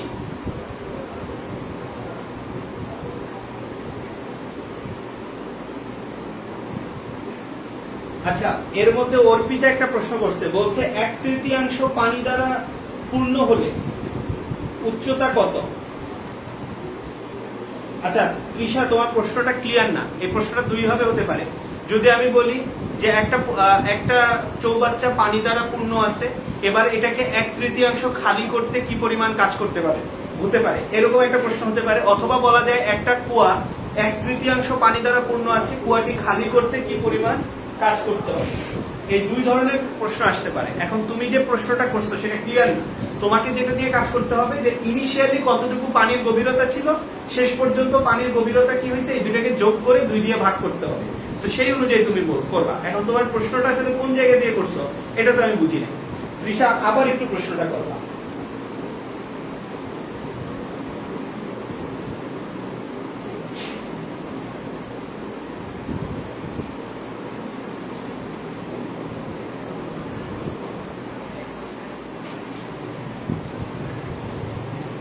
আচ্ছা, কণা একটা প্রশ্ন করতেছো, তোমার প্রশ্নটা ঠিক মতন করতে পারতেছো না। প্রশ্নটা একদম স্পেসিফিকলি করো, তাইলে আমরা বুঝতে পারবো তোমার প্রশ্নটা বোঝা যায়। আচ্ছা, এখন তোমরা বলতেছো, কেউ বলতেছে অ্যানসার আসছে 40, যেমন আব্দুল্লাহ মামুন বলছে 40 আর জুবায়ের রহমান বলছে 20। আমরা একটু দেখি। তাহলে এখানে আমাদের কাজের মান দেওয়া আছে 5 জুল, তার মানে half of K x square, এটা ইকুয়াল টু দেওয়া আছে 5। এখন এক্স এর মান আবার দেওয়া আছে 50 সেন্টিমিটার, তার মানে এক্স ইকুয়াল টু 50 সেন্টিমিটার মানে 0.5 মিটার, মানে হাফ মিটার। ঠিক আছে, সো এখানে হাফ বসবে, তাহলে এটা আসলো হাফ ইনটু কে হাফ স্কয়ার মানে 1/4 ইকুয়াল টু আসছে 5। তাহলে এটা আসছে 1/8 ইনটু কে ইকুয়াল টু 5। তাহলে আমার কে এর মান কত আসছে 5 ইনটু 8 ইকুয়াল টু হচ্ছে 40 নিউটন পার মিটার। ঠিক আছে, সো অ্যানসার হবে 40 নিউটন পার মিটার।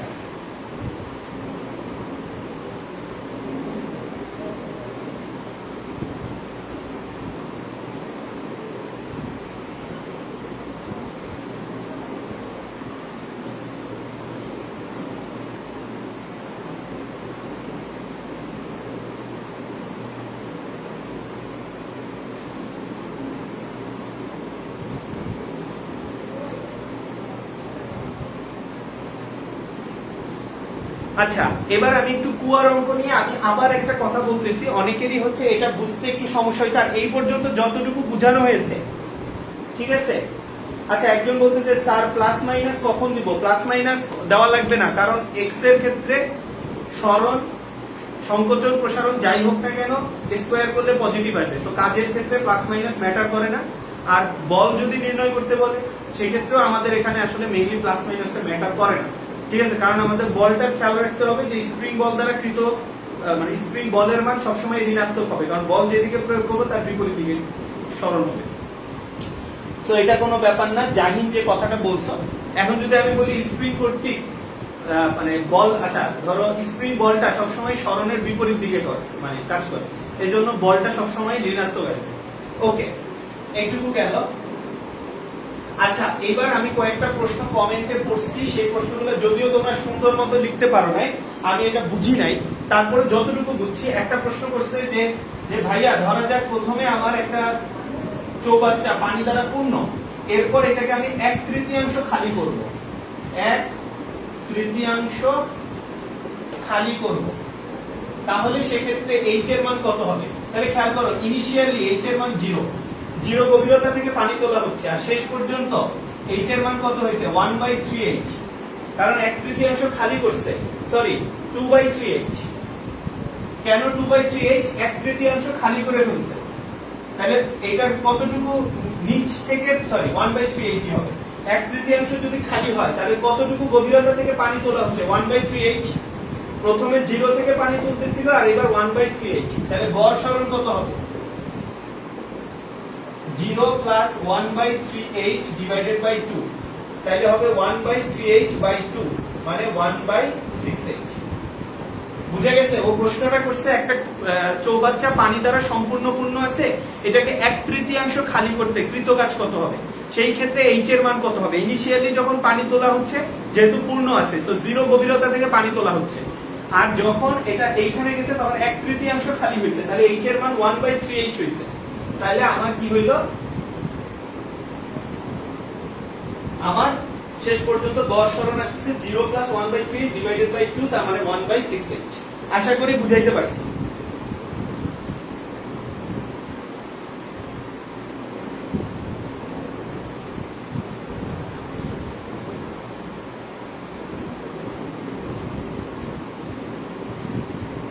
এবার ফাইনাল টপিক, কাজ শক্তি উপপাদ্য। তোমরা যারা আজকে শুরু থেকে শেষ পর্যন্ত আমার সাথে আছো, প্রায় 1.5 ঘন্টা হয়ে গেছে ক্লাসটা, খুবই ধন্যবাদ। আশা করি কাজ শক্তি ক্ষমতা, কাজ ক্ষমতা শক্তি এই চ্যাপ্টারে যত ধরনের কনসেপ্ট আছে তোমরা খুব 100% ভালোভাবে বুঝতে পারছো, এবং তোমাদের এই ধরনের অঙ্ক আসলে তোমরা পারবা। কুয়ার অঙ্কের ক্ষেত্রে একটা একটু টুইস্ট বলি, সেটা হচ্ছে আমি সরাসরি এম এর মান বলে দিছিলাম, মানে ভরটা বলে দিছিলাম। অনেক ক্ষেত্রে করে কি কুয়াটা বলে দেয় যে কুয়ার ব্যাসার্ধ এত, কুয়ার উচ্চতা এত, সেই ক্ষেত্রে আয়তন বের করে হচ্ছে গিয়ে যখন আমরা কুয়ার আয়তন বলি, আয়তন মানে ভলিউম হয় হচ্ছে পাই আর স্কয়ার এইচ। সো পাই আর স্কয়ার এইচ হচ্ছে ভলিউম, আবার m equal to rho by V. So আমরা যখন rho equal to m by V, so আমাদের অনেক সময় m বের করতে হয় রো ইনটু ভি থেকে।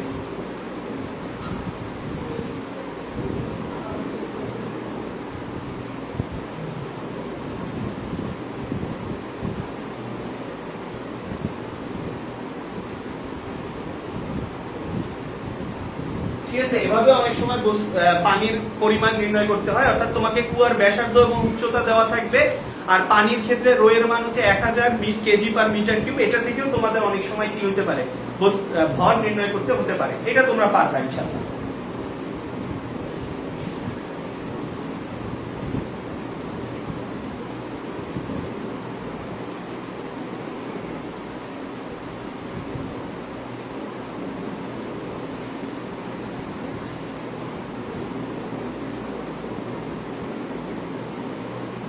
আচ্ছা, আফরিন স্বপ্না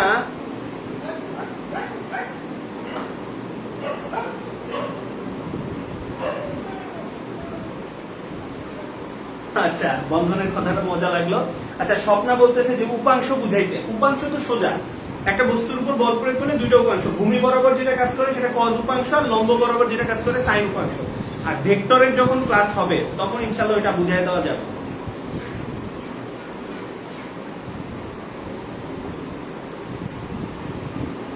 ওকে, এইবার কাজ শক্তি উপপাদ্য। কাজ শক্তি উপপাদ্য মানে হচ্ছে, এটা লিখে ফেলি,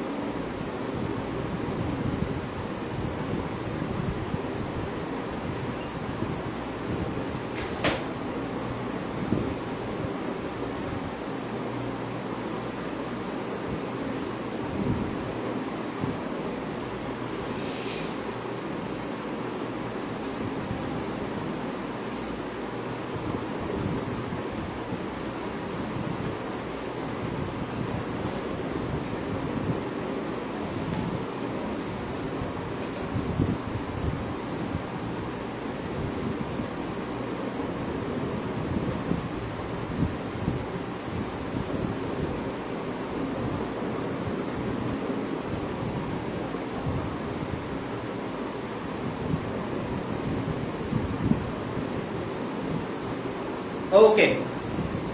আচ্ছা, এখন একটা কথা বলি, তোমরা এর আগে তোমরা আমার আইসিটি ক্লাস করছো। আইসিটি তে হচ্ছে গিয়ে তোমরা, আমি বাসায় বসে হচ্ছে গিয়ে খুব কম ফ্যাসিলিটি সহ একটা ক্লাস নিয়েছিলাম। সেখানে ক্লাসের টাইমও একটু কমই ছিল, 1 ঘন্টার মতো ক্লাস নিয়েছিলাম, কিন্তু প্রায় আমার মনে পড়ে প্রায় 1.2K কমেন্টস ছিল, প্রচুর শেয়ার হয়েছিল এবং তোমরা মোটামুটি ভালো মতন তৎপর ছিল। বাট আজকে এখানে আমরা কিন্তু পুরো ফুল একটা বোর্ড নিয়ে অসংখ্য টপিক আমরা কভার করলাম, পুরো কাজ শক্তি ক্ষমতা শুরু থেকে শেষ পর্যন্ত আমরা শেষ করছি। বাট আজকে কিন্তু আমরা কিন্তু খুবই মানে কম আমরা দেখলাম যে তোমাদের রেসপন্স কম, আমি জানি না এটার কারণ কি। ওকে, সো আমরা দেখি সেটা হচ্ছে যে এখানে আমরা এই সূত্র দিয়ে করে ফেলতে পারি। এখান থেকে আমরা কমন নিতে পারি half m v square minus u square. So half, বস্তুর ভর ছিল 5 কেজি, v মানে হচ্ছে 5 স্কয়ার, আর শেষ হচ্ছে u।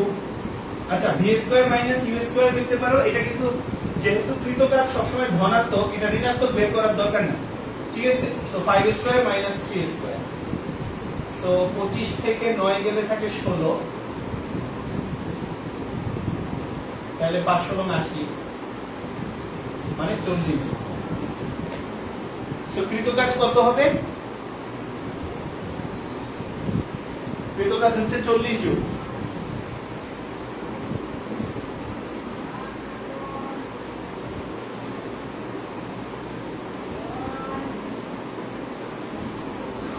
তো সবাই বুঝতে পারছি কিনা? আচ্ছা, আব্দুল্লাহ মামুন বলতেছে 40 জুল, মরিয়ম নেসা বলতেছে 40 জুল।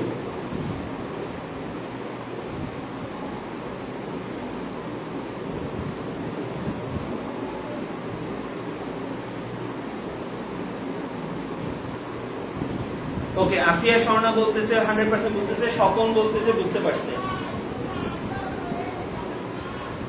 আচ্ছা, একজন প্রশ্ন করতেছে এখানে কাজ কি সবসময় ধনাত্মক হবে কিনা। আচ্ছা, এখানে দেখো, এইখানে কিন্তু কাজটা ঋণাত্মক হয়েছে এই কারণে যে u এর চেয়ে v ছোট হয়ে গেছে।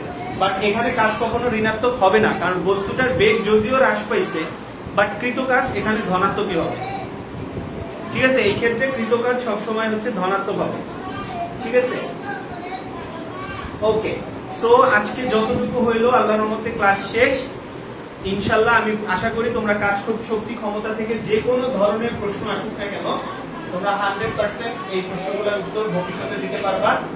আর আমি যেটা বলতেছি যে সামনে ইনশাআল্লাহ আমাদের ফিজিক্সের উপর একটা আমরা কোর্স নিয়ে আসবো, পেইড কোর্স। সো প্রশ্ন আসতে পারে যে এখানে ফ্রি ক্লাস থাকার পরে আমরা পেইড কোর্সটা কেন আনতেছি, এটার কারণ হচ্ছে যে নরমালি হচ্ছে ফ্রি ক্লাসটা তো ফ্রি ক্লাসের মতো অবশ্যই থাকবে, কারো যদি স্পেশাল কেয়ারের দরকার হয় সেজন্য আমরা হচ্ছে একটা পেইড কোর্সের ব্যবস্থা করব, যেখানে আমরা ফিজিক্স ফার্স্ট পেপার এবং সেকেন্ড পেপারে সব টপিকগুলো ইনশাআল্লাহ জুম ক্লাসের মাধ্যমে কভার করব। আর তোমরা যারা শুরু থেকে শেষ পর্যন্ত ছিলা তোমাদের যে কাজটা হবে গ্রুপে অবশ্যই তোমরা নোট সাবমিট করবা, যেটুকু তোমরা বুঝতে পারছো এবং যে জিনিসগুলো হয়েছে সেই জিনিসগুলো তোমরা সুন্দর করে নোট করে ফেলবা। আজকে আমরা অনেক অঙ্ক করছি, প্রত্যেকটা অঙ্ক খুব করে সুন্দরভাবে সাজায় গোছায় তোমরা একটা নোট করে ফেলবা, সাবমিট করে দিবা। আচ্ছা, একটা লাস্ট মনে প্রশ্ন আছে, বলছে কৃত কাজ কি সবসময় ধনাত্মক? আচ্ছা, কৃত কাজ আসলে ধনাত্মক হতে পারে, ঋণাত্মক হতে পারে, বাট কাজ শক্তি উপপাদ্য আমরা যখন ব্যবহার করি তখন আমরা নর্মালি অ্যান্সারটা সবসময় ধনাত্মক রাখি। সো কৃত কাজ সবসময় ধনাত্মক। ওকে, তাহলে আজকের ক্লাস এইটাই হচ্ছে মোটামুটি শেষ। আমাকে এখন যারা আসো তারা একটু কমেন্ট করে ফেলো যে আজকে পুরো ফুল ক্লাসটা তোমাদের কেমন লাগছে। আজকে আমরা মোটামুটি কাজ শক্তি